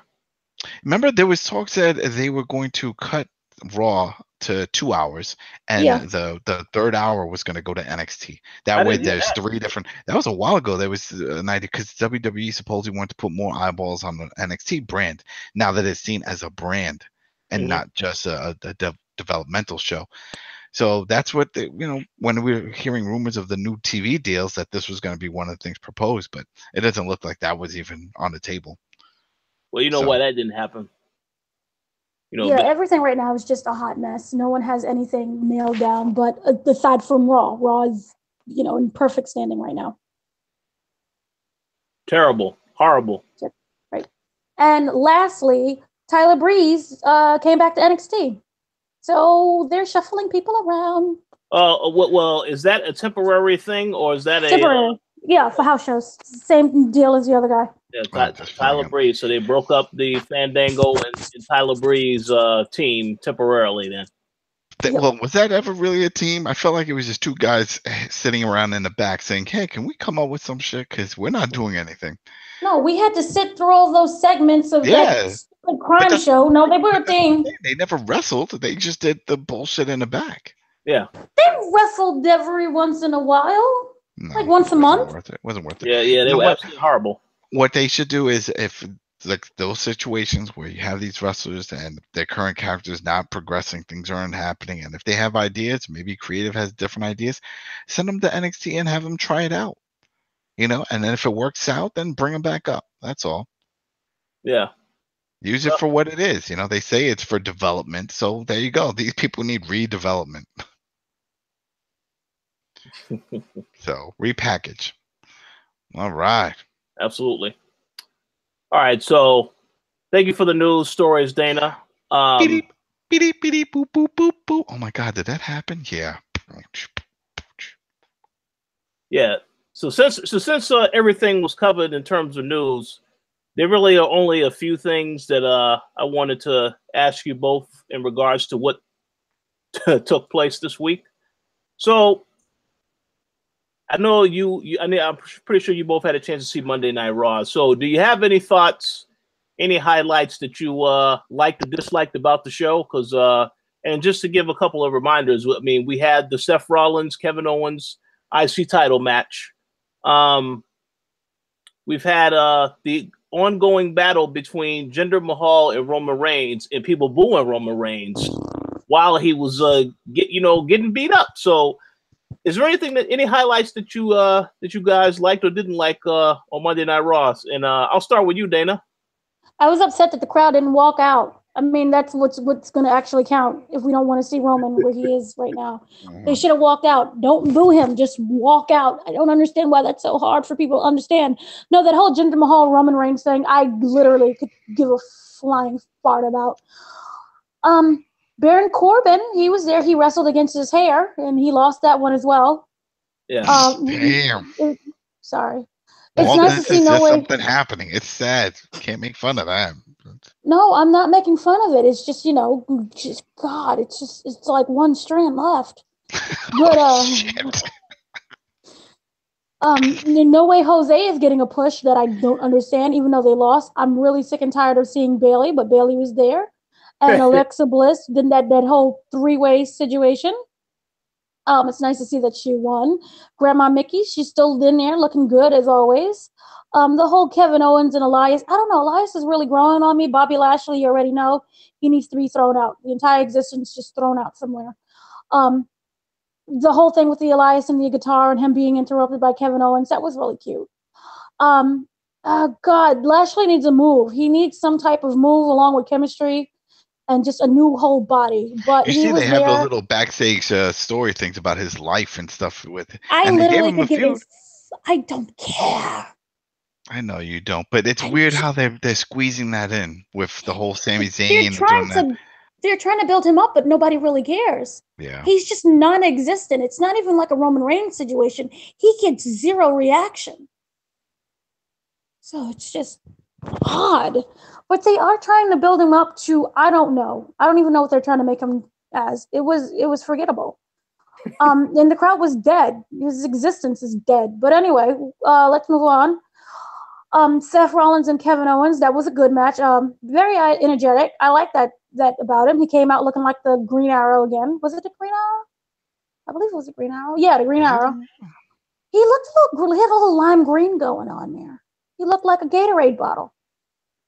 But either way, it was a better match than what they had previously. The Nia Jax, Ronda Rousey, you guys already know I hate that so much. Breezango, they still existing. They fought against Bo Dallas and Curtis Axel. I'm actually happy to see Bo Dallas and Curtis Axel wrestle a bit more, and that they separated him from The Miz. I think The Miz was just, for me, he was just overtaking everyone, where they was just like little background actors. But it's nice to see them wrestle. Remember when Bo Dallas used to be somebody? Even when he did the Bo Leave thing, yeah. I didn't have a problem with that. I liked it because he had a personality. Now he's just bleh. Yeah. They need to do something with him and the Wyatt family. I just don't understand that. Sasha Banks and Ember Moon. I love Ember Moon, but my problem is that they are not paying her any attention. And I think she deserves a spotlight. I'm sick and tired of Sasha Banks. I am tired of Natalie. Natalie needs to learn how to dress her age. That whole cat thing is just weird. The Riot Squad, I can't tell them apart. Whatever. Matt Hardy and Bray Wyatt in the Revival. I'm very happy to see that the Revival is getting matches, so I'm happy for that one. I like Bray and Matt. I don't know why, even though they're not doing anything with them. I think that they need to pick up another storyline. It's weird. Like, they really pushed them with this whole storyline and the whole deletion thing and the kiss of deletion. But now it's just like, oh, they're just together and they're forgettable. Something that was like a weird situation with like Bobby Lashley being fake, and then Sami Zayn threatened to expose the real Bobby Lashley. Oh yeah, that's coming next week. Yeah, next week. Yeah, he's bringing his sister. He's bringing the sisters. So I don't know. Maybe they're gonna do a "This Is Your Life" situation, but make it negative. I don't care. The writers seem to be dead at this point. They're just rehashing old things. Braun Strowman with Drew McIntyre. It's nice to see Drew McIntyre. The only problem is he is on the wrong show. So again, there's another problem too, and the fact that he is in the tag team. I want to see Drew by himself. Yeah, that's the thing. I want to see him by himself, and I want to see him on NXT. I'm sorry, this is awful. It's just so bad. But I believe that was everything. And Braun is just being Braun. They need to do something with Braun that's other than just Braun. Like, it's stale. I'm bored.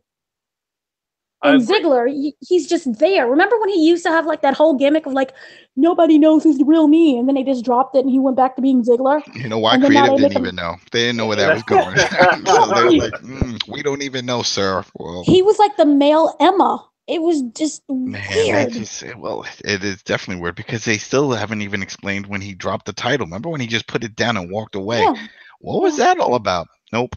See, they start really great things and then they just drop them. I don't know if it's like, Vince with Alzheimer's or something with his age, and I don't know, but it's just weird. Yeah, exactly. We'll see. So, Adam, did you have anything that you liked or disliked about Raw?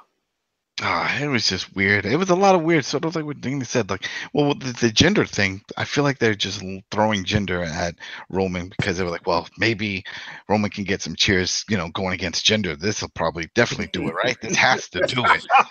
Everybody hates gender. I mean, come on now. And then that's backfiring on them. It's definitely not happening. So it's like, all right, what do you do? And then with Sami Zayn out of nowhere now saying, you know what, you gave me the vertigo. That's right. It was you. You're the reason why I didn't go to, the greatest Royal Rumble. And now I'm going to ruin your life and expose you. That was a wrong approach. I really felt, and I thought that when they brought in Bobby Lashley, that they were going to push him as the monster that he is. Like, he's a big dude, and that they were going to say he's a destroyer and this and that, and, push him in that direction. And they're not. They're not pushing him in that direction. Not doing anything like that. And he's just another schmo in the group. And it sucks. It really sucks. Yeah. So there's that. I agree with the Matt and Bray situation. It was great for the build-up. It's great now that they're champions, but where do you go from here? It's an interesting gimmick that they have, but they're not feuding with anyone, and we're waiting for that feud. But what is that feud going to look like? Who knows? Well, I think they did a tease of who they will be facing, and that is, of course, Curtis and Bo. Yeah, well, but then maybe, but even that, like, if that's the case, then hopefully Bo does do a swerve and partners up with his brother, and they can redo the Wyatt family. I still don't understand why they never did it. I know that they said Bo wanted to do it, and his brother was like, yeah, just throw him in, we can work this, and they didn't do it. Well, I don't get it. Well, maybe Vince doesn't like the idea, so he said, "No, we're not going to do that." So that's, I missed the Wyatt family. I didn't see anything wrong with the Wyatt family when that superstar shakeup thing happened that time, and then they broke them off. I was like, why? Why would you do that? Obviously, it didn't help any of the other guys out because look, they're still being repackaged constantly. Now the Bludgeon Brothers, it's the same damn thing though. Oh yeah, and Bray Wyatt remains the same. Even though he is supposedly reformed, he still wears the same clothes, still comes out the same everything. Yeah, and that's the one flaw with that because he should have been reborn. Have the context, have a new outfit, do something. And it's more like he just agreed to partner with him, and that's what they're doing.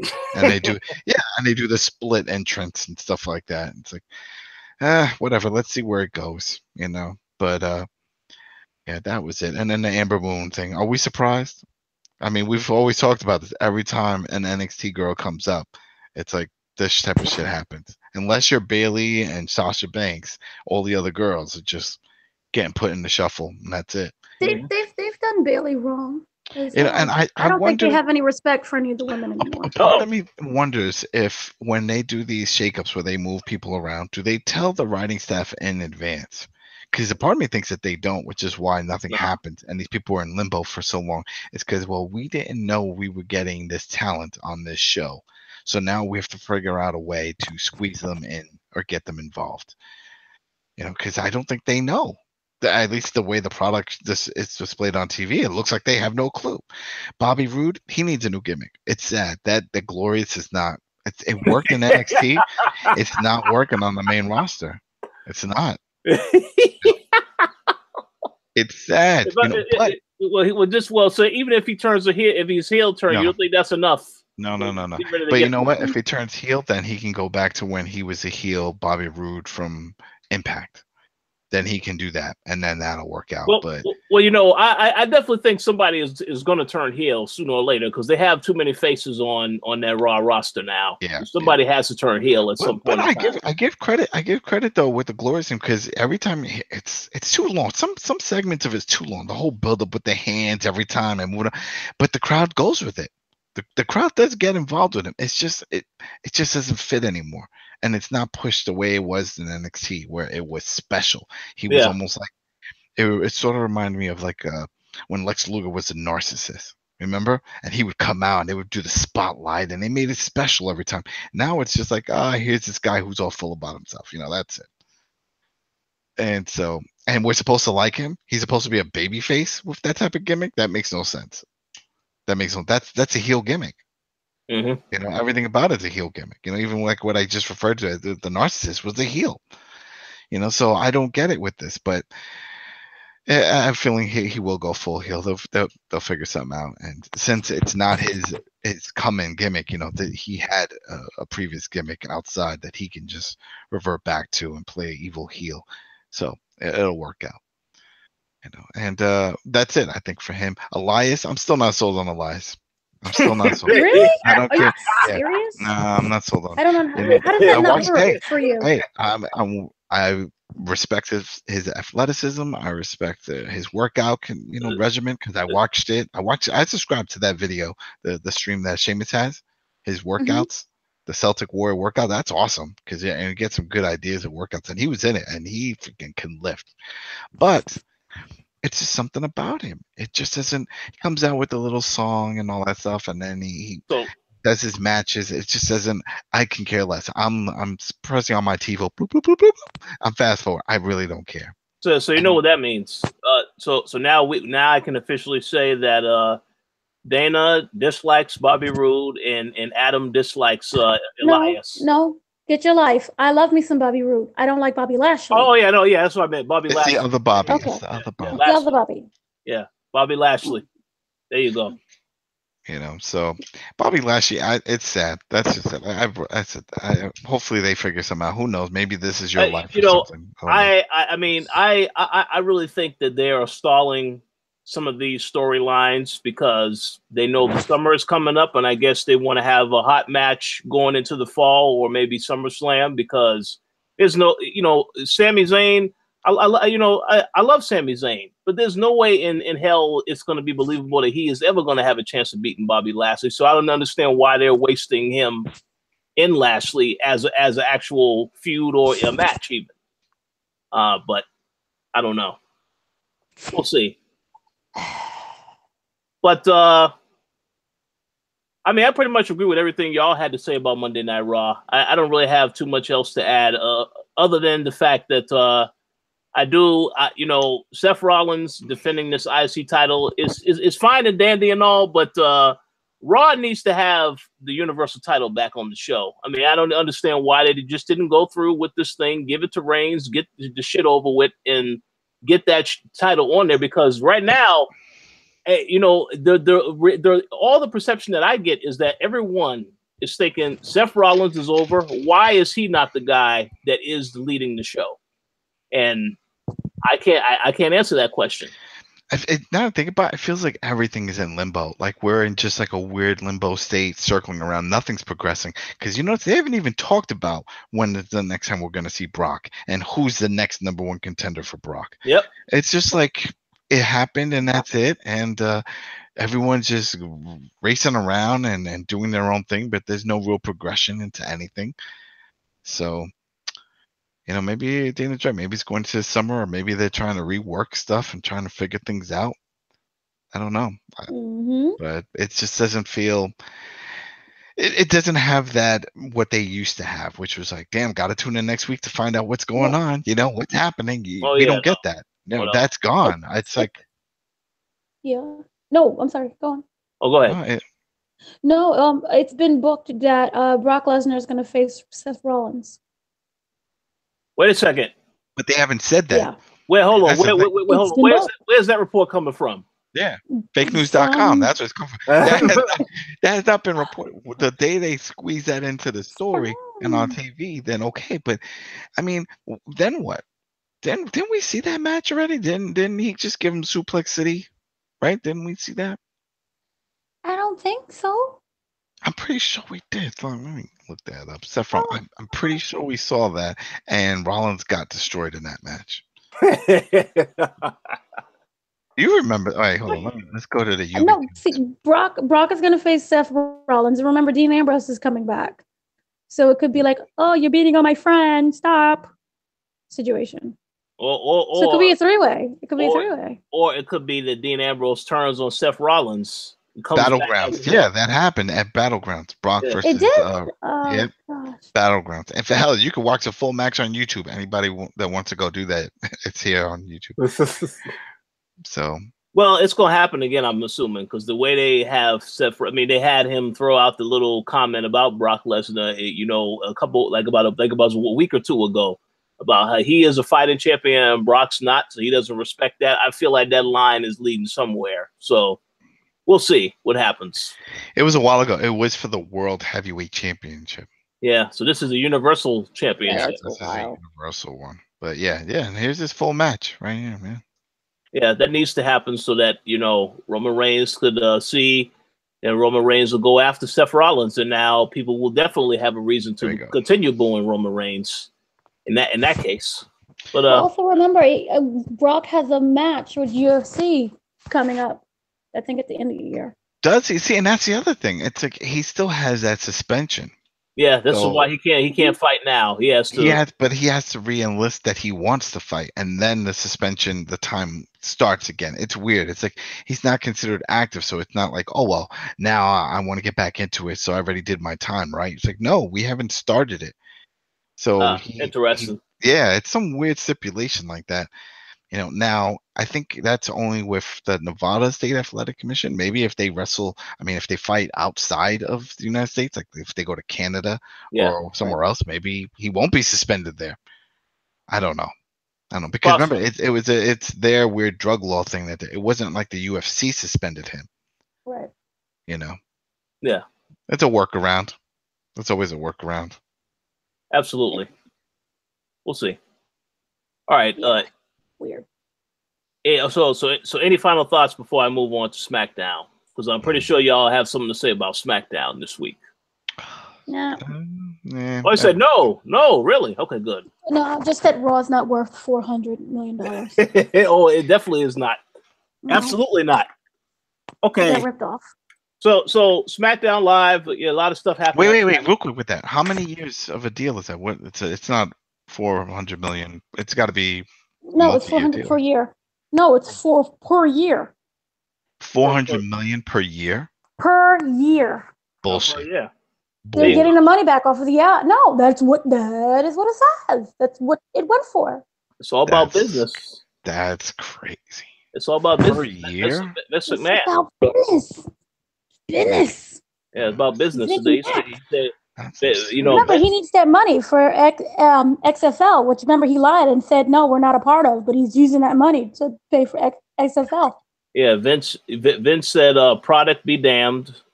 I'm not, I don't care about the quality of the show. I'm gonna get my money. So there you go. Yeah. Okay, so moving on to SmackDown Live. Are there any highlights from SmackDown Live that y'all liked or disliked? I would like to go first real quick, and I would just say that the whole thing with Shinsuke Nakamura and AJ Styles, I thought the match was okay, but I figured, it's about time that Shinsuke wins one of the matches because every other match has ended in disqualification. So obviously, he won, but now I feel like, okay, so now that he's won that match, that means he's probably going to lose the next match, depending on whatever the stipulation is going to be. I'm guessing that's going to maybe be a last man standing match or something else. But who speaks the best English match? There you go. That's a great one. So he's definitely going to lose that then, if that's the case. One other highlight I will say, I'm glad that Andrade made his main roster debut, but they need to get this guy some real competition. What the hell is this jobber thing? This guy doesn't need to be jobbing against anybody at this point. I would think there's a lot of people, more people should know about him because they also saw him in the Royal Rumble. So give him a quality opponent. That's all I want to see. And we'll see about that. But aside from that, obviously we had Dana's favorite group, the New Day, they won their match. And of course, I don't know who the person is that they're going to pick to be in that Money in the Bank match. I would think, it should be Big E or Kofi Kingston. Xavier Woods, nah, man. It will not be Xavier Woods. It's between those two. I don't know who, but interesting to say the least. But that's the only things that I wanted to speak on. How about you, Dana? Anything from SmackDown Live that you liked or disliked?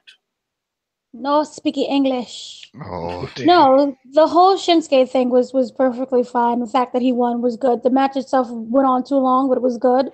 New Day in the Bar, I'm so sick of both of them. I wouldn't mind if they both, broke up at this point. Becky Lynch, Sonya Deville, Mandy Rose. Becky Lynch is amazing, but Sonya and Mandy, interchangeable. Don't care about them. The whole Daniel Bryan and Big Cass thing, gosh, that was awful. But I will say Big Cass is improving on the mic. So good for him, even though I felt nothing. The whole Bludgeon Brothers thing, I don't even know what they're doing. It's just weird. Almas, this is why I did not want him to be called up. They don't know what they're doing with him, and it was proven that they don't know what they're doing with him. And the whole audience didn't know what they was doing with him. They was dead. The whole thing was dead, and even the fact they went later on and kind of was like, we deserve better than this, just further proves that WWE does not know what they're doing. Lana, I don't know why Lana is there. She's there because of Rusev, and we already know that Aiden English is going to end up separating or break up the group or whatever it is. I can't stand her. She's going to face Billie Kay next week. I legit forgot who that was. Asuka came out, and, I love Asuka, but they need to do something more with her. She did the whole situation with the whole Carmella. Remember, Carmella had that big celebration, which was just odd. Carmella, for me, she is one of the reasons as to why I can't take women seriously right now. All she does is yell and scream and starts jumping up and down, and it reminds me of something that they did back in the 90s with that whole, to me, she's not a wrestler. She's just a diva. The fact that the way how they're booking her is just odd. I can't stand it. The whole Asuka thing, Asuka deserves more. Please go back to New Japan. I just can't take this anymore. They did the Money in the Bank qualifying match, where Samoa Joe is going to face Big Cass next week. We already know that Samoa Joe is going to lose, because they're really pushing Big Cass. So again, more disrespectfulness. I cannot. I can't believe that. I was thinking about that too. And thinking about, these are two guys that just came back from injury. And that means that regardless on whichever way you look, one of these guys is going to just lose back-to-back matches. Hold on a second. Why do y'all think they're going to have Big Cass beat Samoa? I don't. I do. Because they're pushing him way too much. They're just pushing him. And I don't think, for me, WWE never respected Samoa Joe. They never did. Yeah, they know he's talented, but they never respected him. Yeah, that's true. That's absolutely. So they're going to just bury him. And he's going to be wrestling, I don't know, some random dude named Dinkler in the coming weeks. We'll see about that. But yeah, they don't respect them, so yeah, I will not rule any of that out. But wasn't there some backstage hoopla that Cass had some heat? Well, yeah, that was when he beat the tiny Daniel Bryan about, what was it, 2 weeks ago? Yeah, and he kept going at him. He took it too far, and Vince was very upset about that. So yes, you could say that they could punish him that way, but I don't see Samoa Joe winning anything, as in getting a belt. Well, so for me, it's pointless. Well, see, now when you say that, now it will be even more ridiculous of him not to win and because they have already foreshadowed that he was going to challenge whoever wins against AJ and Shinsuke. When he cut that promo and he went out there and said, yeah, I'm going to get a title match. So that kind of, I thought, was foreshadowing, but then again, then you had this guy lose to Roman Reigns at the pay-per-view, and I was remember talking to Ricky saying, well, how the hell can you earn a title match when they have you lose in the main event to another guy that's on another show? So I don't know what they're going to do with Samoa Joe, but obviously I would think that he doesn't really need to win the Money in the Bank. He should already be competing for that title anyway, because who the hell else is on SmackDown now that can actually compete in the main event scene aside from him and Shinsuke and AJ? Yeah, if they're thinking long term, who else can work with AJ and Shinsuke when it comes to those type of matches? They can't be thinking Kaz can hang with that. No. So nobody wants to see that either. So No. I don't. That's why I disagree. I don't think he's gonna lose. I think he's gonna win. They moved him there, and I think he's gonna shine. I mean, the guy shines in the best light that Vince likes, and that's working the mic. He likes when people work the crowd, and he can do that. Kaz can't do that. The only thing Kaz has going for him is his height. Yep. And it's obvious that that's all the WWE thinks about, because when he came back, he had no gimmick change. It's all about, I'm 7 foot tall, and it's sad. Because, like, shit, this whole time when you were out sitting on the couch healing, then you come up with some new shit for yourself? Maybe some things you could pitch, like, hey, I can do this, I can do that. I don't know. It's just too generic. And they both came back from injury. So you had Joe come back, and the first match back, right, was Roman, and he loses. Yep. Right? So then he gets moved to SmackDown, and his second match is going to be against Kaz, and you can tell me he's going to lose that one too? Well, actually, he lost that Greatest Royal Rumble also. So that was this will be the third match if he loses. No, that was the match with Roman, wasn't that? No, that wasn't. That wasn't. Yeah, that was a ladder match for the Intercontinental title that they threw him in. That's right. Yeah, well, he didn't get pinned in that one. He was part of it, yeah, but he didn't win that one either. Yeah. So I know people say, oh, yeah, win, loss, and all that stuff. It doesn't really matter. It does matter when it comes to pushes and progression. And we know that just from watching some of the product. Look at Dolph Ziggler. You know what I mean? Freaking Mr. Limbo wrestler. Who knows where the hell he is and what he's doing or how they're pushing him. But, yeah, I don't see that. I see Joe moving forward, especially after he did that promo. They gave him the time, and he really shined with that promo that he did on Kaz. So if they're all about fan reactions like supposedly they are, then they'll listen and be like, yeah, maybe we should do something with him. Let's push him up. Absolutely. Oh, we'll see. Yeah, and people can say, oh, well, he doesn't have the look, Vince. Like, Kevin Owens doesn't have it, but yet Kevin Owens is still getting the push. Kevin Owens still did the, super kick and the frog splash to Vince McMahon, and now it's Vince approving that. So people can't forget that. Did you hear that ridiculous rumor that Vince was going to fire Kevin Owens because he was too fat? I heard about that rumor. I heard about that. I heard about that rumor right as soon as we started recording, and I had to that's a fake rumor. That's because Kevin Owens said he just signed a 5-year deal. He signed a 5-year deal. Yeah. He says he plans on staying there until he retires. That is all bullshit. Because believe me, if Vince didn't like him, there's no way he would have been buried. He would have been buried a long time ago. He might. Well, hey, he might still be buried then. It's a big deal. People understand it's a big deal when Vince decides to get into the ring, and he's a 70-year-old man, get in the ring and take some shots and bumps. Remember, he got busted open. Yep. Yeah, he needed that. He wanted to do that, and then he took that kick and he took the frog splash, and he did that for Kevin Owens. He get the product, but he also believes in Kevin Owens. So people can't take that away. They could say, oh, well, on the internet, it doesn't matter what the internet. See with your fucking eyeballs. Oh, whoa. What did you see? Well, use your eyeballs. Did you see a 70-year-old man in the ring? Yep. Did he have to be in that ring? No. He didn't. His choice. But he was. Yep. Yeah, so we'll see. All right. Any other thoughts on SmackDown? Yeah, I mean, I'm just worried about Daniel Bryan. But that's always going to linger. Every time he gets into the ring, I feel like, I cringe. Well, you heard what he breathes, it hurts. You heard what he said. You heard what he said. The promo he cut. Well, he said, hey, it was good to get back, get my couple matches in, but I want to be competing for the world title.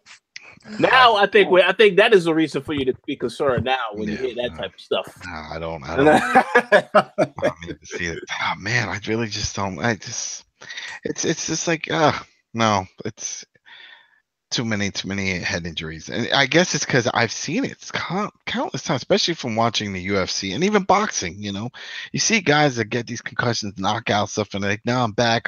You watch the training videos, and maybe they win 1 or 2 matches. But when they go against someone, a real heavy hitter, and it's done, and they get knocked out, and then never the same. And next thing you get like a Riddick Bowe type of situation, and you can't remember shit about job. It's like, oh damn, and that could easily happen here. People can say, oh, well, they're fixed and this and that. They hold punches. You can still take a stiff shot. You can still hit your head too hard on the mat. It's all about the brain being loose. That's all it is. He can take one bad whiplash right there, and that's it. Yeah, you're right. So that's why I'm scared, because it could easily happen, accidentally, and then that's it. Then it's case closed. Let's do another network special, and there goes that. Absolutely. All right. But Shinsuke, wait, real quick, because I didn't say, Shinsuke winning the match, I had a feeling he was going to win that match because there was no title on the line. Once they said no title on the line, we're having a regular match. Oh, so Shinsuke gets a win here. That's it. Because if they wanted to really give him the belt, they would have did that a while ago. So he's never getting that belt then. I think he will, but I don't think it's until they figure out what they're going to do with him when he does get it. Because that's the thing. Okay, you give him the belt. That's a great moment, but then what? Yeah. What do you go? Where do you go from here? It's great. I like his gimmick. I like the whole don't know speak English, and he's a prick and all that. It's awesome. But these botch finishes they've been having, these BS matches they've been having, this is not what we wanted to see. This is not what everybody was hyped to see. But this is what we're getting, and it's for any talent. I don't know if you guys saw, we didn't bring this up, but Zack Sabre Jr., he recently was interviewed talking about, his New Japan deal and all this stuff. And of course they brought up, hey, what happened with WWE? Because you were in the Cruiserweight Classic, and what happened? And he said he liked his time there, but it just wasn't the place he wanted to be in. And he said something which I don't know if I call bullshit or shenanigans, but I mean, it's just, he said when he decided to get into pro wrestling, he never saw himself as going to WWE. He never wanted to. That was never in his wrestling journey plan, and I find that hard to believe, because almost everyone has grown up. If you are a pro wrestling fan, you started because of, WWE. But I believe it can change, and he just didn't acknowledge that. He didn't acknowledge that it changed. It could change, so that's why I'm like, well, maybe that's what he's trying to say, but whatever. But the point is that he just didn't see it, and that it just didn't feel like a right fit for him. And hey, that's great. I get it. And then they have their own version and like Zach Gallagher is sort of like that too. He's very technical. It's the British style. Mm-hmm. And that's what they both have. They're very technical, but you see what they're doing with him. So yeah, I guess, maybe Sabre made the best move, because, he's doing big matches over in Japan. So, but he says, just like all smart wrestlers say, never say never. But right now, that's not in his future plans to go back. So, nor should it ever be. Yeah, that's right. But the reason why I bring that part up is because think of all the guys that did sign up, and we see them in this limbo land. So you have all these other indie guys like a Kenny Omega. I shouldn't say indie, because that's not indie. They're making big money. But you got guys like Kenny Omega and the Young Bucks, doing their own thing. And now they're even doing their own pay-per-view events. And if that kicks off, then they're really independent. But the whole point is, what's their incentive to go to WWE? A lot of people go there because of the easy money, or not just the easy money, but this guaranteed. If you go there, because there's more eyes on you, you could sell merch and stuff. But look what they're doing, creatively with you, with the talent there. You just like in a limbo state. But when you're getting paid big bucks, you can sort of look past it. Look at Dolph Ziggler, right? He's making close to $1 million a year. And people could say all they want, but I'm sure when he looks at his bank account, he's like, shit, I got money for days. And yeah, I may not be getting the big push and a title shot, but I'm still relevant in a way, and I'm still collecting a big paycheck, which tells me that they think I'm relevant in a way, or else they wouldn't be giving me this money. So it all depends on what would you do. Like Rich, let's say you were a wrestler. Oh yeah. And you're out there and you're doing the indies and stuff. If you're hungry, then even if you have a great streak, would you go to WWE because of the big money, or would you stay in the indies to keep growing? How hungry am I? Well, hold on a second. I would go to WWE. To hell with that. You see? No. Well, see? Well, there you go. So, yeah, Dana, so if you were a wrestler, right, and let's say you're making a name for yourself, let's say, and you're doing your thing, then WWE says, hey, we want to pick you up. Now you're watching the current product. You watch WWE, you know, and you see what's happening with these women that are going through the NXT, getting the big boost and stuff, and then when they get to the main roster, just lost in the shuffle. Now, there's a good chance that can happen to you. You can always say that's not going to be me, but there is a good 85 to 9% chance that will be you. Now, do you go for the money? No. I would rather go to another organization where, one, I have control over what I do. I have control over how I want to, be portrayed, and that I know I won't get buried. So then that way, when I'm a big name, there are people who are big name who never went to WWE and will never go to WWE. WWE is something for me. It felt like in the 90s and in 2000s, that would have been an instant yes. The way how they are not building up anyone now, unless there is something written in my contract that states I can never leave NXT, in no shape or form would I leave. That's a good. That right there. That right there is a very good explanation and argument. So, I can get more bookings by going to different organizations and appearing in different places, as opposed to just sticking in WWE, where the minimum salary, people think you're getting this big time bucks. The minimum salary is about $1,200, and then you move up you move up later on to $10,000. So a year. Wait. So no, I thought it was more than that. Like the NXT guys, I thought they were starting them at like 30,000. No, the minimum, the bare minimum. Yeah, if you have a name behind you, you're gonna get a little bit more. But the bare minimum, if I'm just Dana Abercrombie McGillicuddy from Illinois, 10,000, and I don't have any name for myself. I'm brand new, 10,000.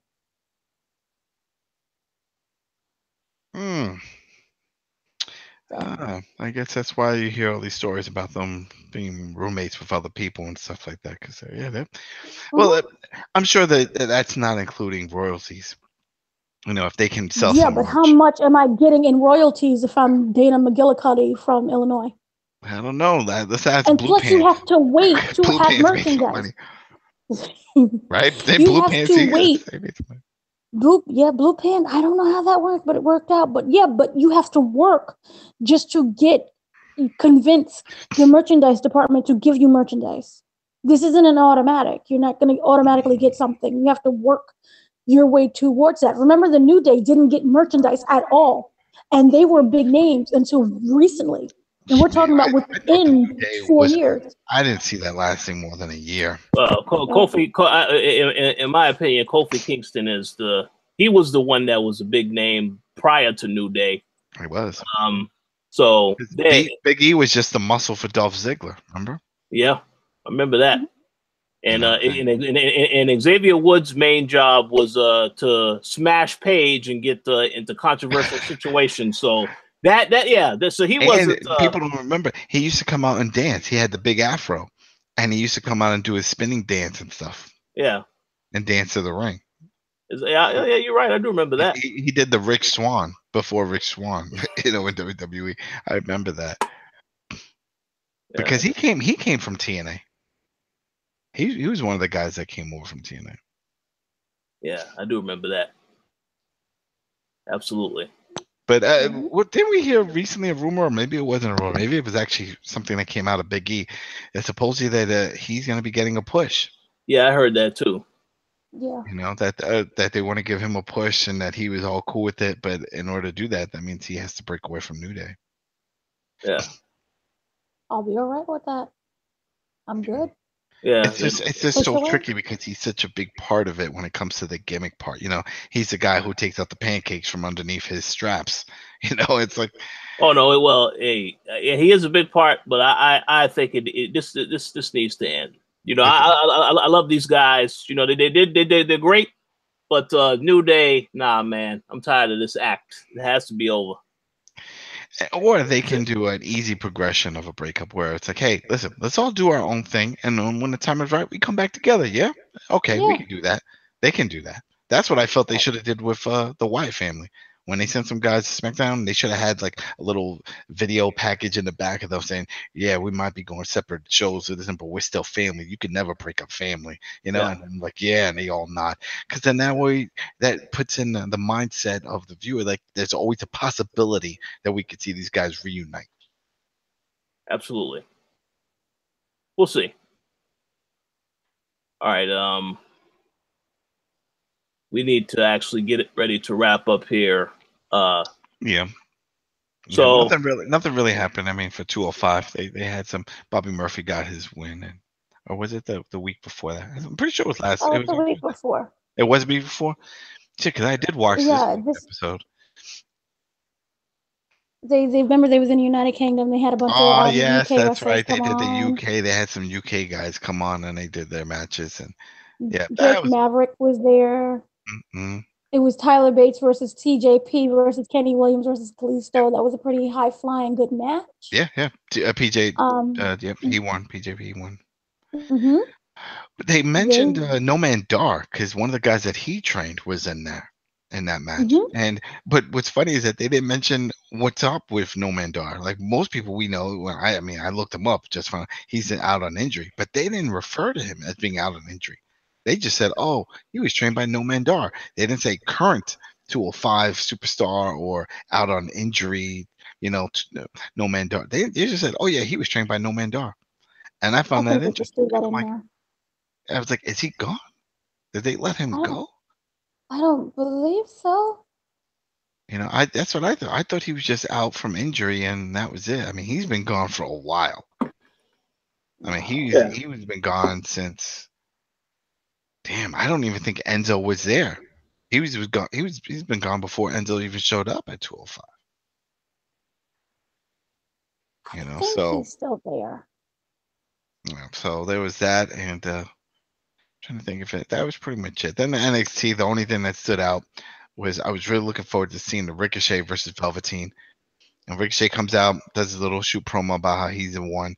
Velveteen comes out, says, "I could do whatever you do," whole thing. And then they have their match. They have a match, and then it gets disrupted by Lars. And that, I don't get that, because I thought the whole point was that we were going to see a feud of a good match, right? Didn't they say that?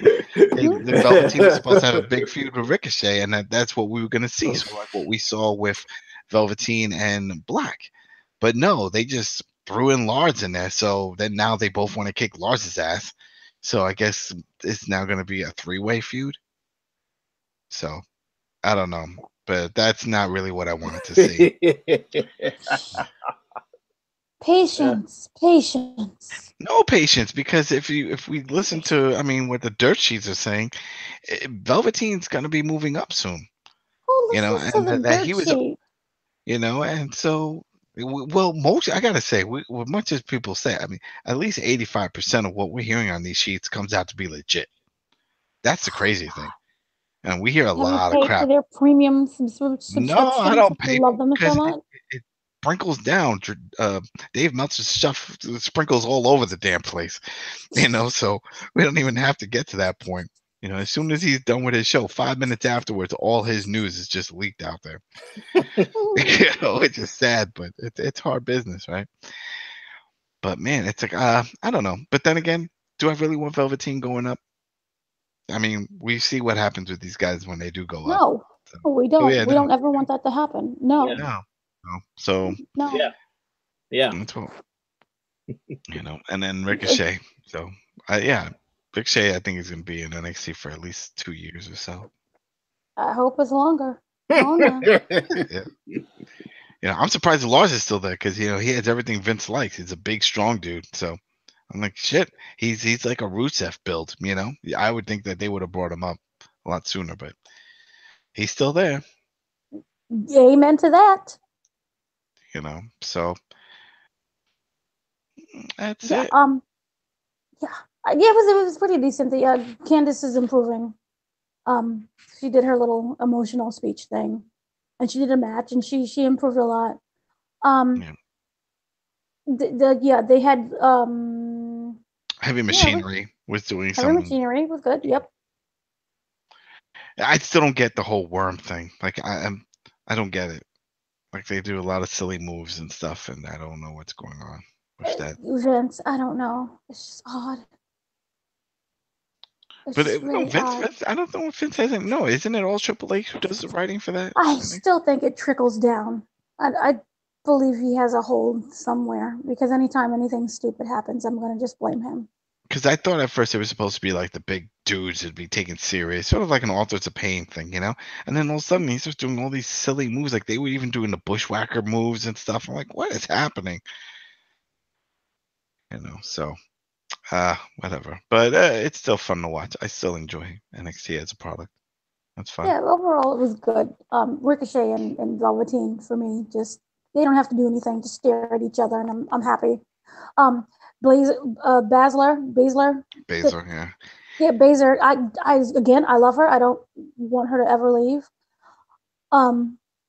Nikki Cross finally got something to do, so that was good. Sullivan is still there. He was with Reeves. That again was good. Sullivan was very impressive. So, and I guess what's her name is what you call it, Dakota Kai. She really is scared. Like, you know, story wise, I thought there was just a one-off type thing that the other girl was trying to get in her head. No, when they show her running to the back and stuff, I'm like, oh, that's where they're going with this. Yeah, but then why does she even care? That's the funny thing is that why does Shannon care? Because it's not like Dakota Kai is next in line for a title shot. So why does this even matter? You know what I mean? You look, they have to build her up somehow, so I'm pleased with it, even though it doesn't really make any sense. Yeah, I don't know, because then what we saw Lacey Evans have a match, and I think that was it. I mean, they do squeeze in a lot within that 1 hour, you know, because with the Candice and Tommaso Ciampa coming out doing his little promo thing. I still don't get it. I don't know why that's still happening. I thought they finished that feud, you know. No, they need something so he can stay there. That was an awesome match they had when they lifted up the mat. He took that hard concrete shot to the back outside, and that was a great match. And that should have been the end of that feud, and it's still going. I don't get it. When they get some more talent, then I think things will change over. But you know, right now it is what it is. Yeah, it wasn't bad.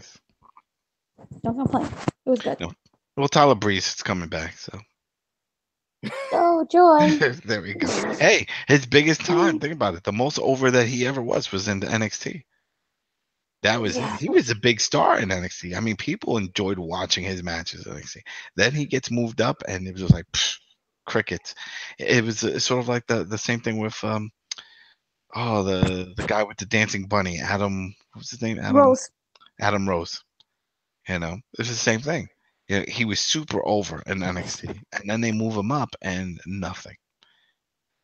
You know, so I guess it's the audience. It's a different audience. It's made it very clear that the NXT audience is not the same audience that is at the Raws and the Smackdowns. And hey, if you're seeing it as a brand, every brand needs to have its steady, roster, and maybe these guys could be the mainstay. Did Sanity go to SmackDown? Did we see them debut? I didn't see them. Nope. I didn't know. Right? There was no Sanity. No, they still didn't debut. Because I'm happy. Supposed to happen like 2 weeks ago. That was, and they don't know what to do with them, so they're off air. And right now, I'm happy before they ruin their good name. And all three of them, right? Well, because we're not counting, We're not counting the other one. Yeah, because we know where she is, but it's all three of them. All right. Mm-hmm. That's weird. Yeah, they don't know what to do with them. It's just odd. God. Maybe then again, we talked about it last week. What, they have 200 something wrestlers? That's a lot. 220. Of people. That's a lot of people to then, and how, I don't know if we know how many writers they have, but that's a lot of people to write stories and to try to squeeze in segments and do all that stuff. Because remember, they don't just pick matches and do all. They have to write scripts. Mm-hmm. That's a lot. Every week. Every week, yeah. That's definitely a lot. And then it doesn't help when you come up with all kinds of stuff and then your boss just shits on it and decides to go in his own direction. That doesn't help either. So. No, it doesn't. It's terrible. Yeah. But that's life in wrestling. I'm sure it's similar in the novella world somewhere. It's life in WWE because come on now, New Japan does not go through that. But New Japan also doesn't have the deep roster, and they also don't have all the television product. That's the thing. The WWE has a lot of television that it has to fill up. But remember, even before they had the 205 Live and the NXT, they was pretty sucky too. WWE has not always been perfect. Well, there were periods where I just couldn't watch them. I always felt it's because they're trying to cater to too many audiences at once. Once they went PG and they try to do all that, you're trying to be edgy with these big bad dudes in there. It just doesn't work. But I feel is an excuse. I feel that you can create something that's still very good without having puppies and kittens and sausages. You can create something with that. And my thing is that they're catering just to children. No, they want to make that money. Think about it. That's what's keeping Roman relevant. They're buying his T-shirts and stuff. So it's what's keeping basically anyone relevant. I mean, if you selling pancakes. It's exactly. But it's always been there if you think about it. Because I mean, if you talk to guys and people in our group, the age group, and was like, "Oh, what got you interested?" Well, Hulk Hogan. Well, then that means we were kids watching Hulk Hogan. Eat your vitamins, say your prayers, and all that stuff. So we grew up, and some of us still watching it.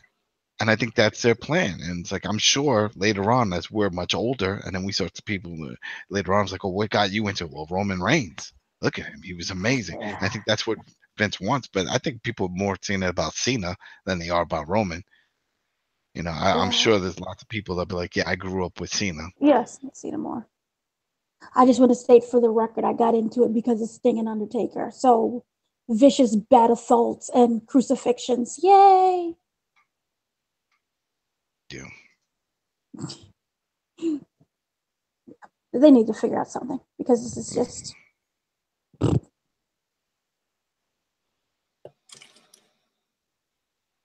There we go. All right. I believe that concludes our show for this week. Final shout outs. Any final shout outs you want to give, Adam? Shout outs to everybody watching, listening. Shout outs to everybody at Throwdown and Koalition and Gary Schwabe and his stories. The randomness of Schwabe. He's got a book out. He's got a book. Yeah, he's getting that book out. Science fiction. Yeah, science fiction, And and wrestling. And then I'm sure the product will get better. It goes up and down, and I'm just waiting for it to come back up. And they have the talent. We always talk about this, and much as we bitch about what we see, the talent is there. Yep. It's just not being utilized properly. I completely agree. Yeah. So we will wait and see what happens there. All right, Dana. Any shout outs? Shout outs to everyone listening and following us. Also, I just want to say quickly, thoughts and prayers go out to Justin Credible, who found out that his wife has 6 months to live. I didn't know he was married. Whoa. Yeah. He announced on the 14th of May. That is, he just found out that his wife has 6 months to live and he doesn't know how to process it. So, thoughts and prayers to that. Wasn't he dealing with some addiction also? He was. So things have not been very good for Justin. Not at all. No. And also, Ric Flair, he announced that he has a sudden illness. He had to cancel all of his appearances. He deeply apologizes to all of his fans and all of the people who worked on putting together all of the events. So, thoughts and prayers to him as well. Everybody's falling apart.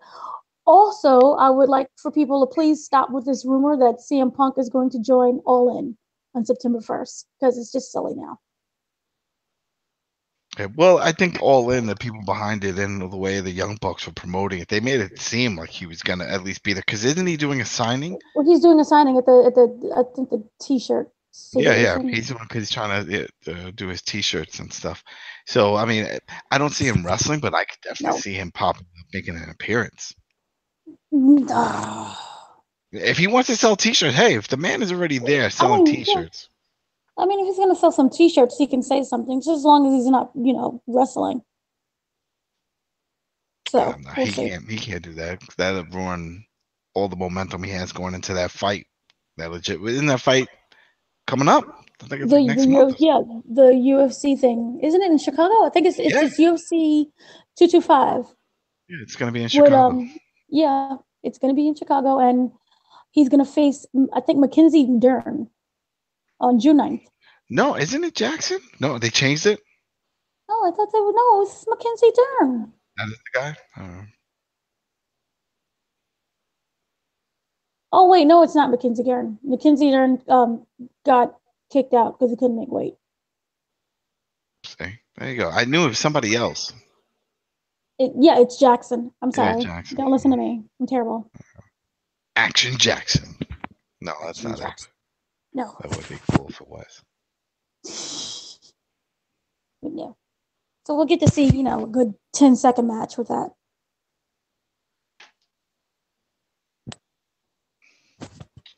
All right. All right. Thank you all for your continued support.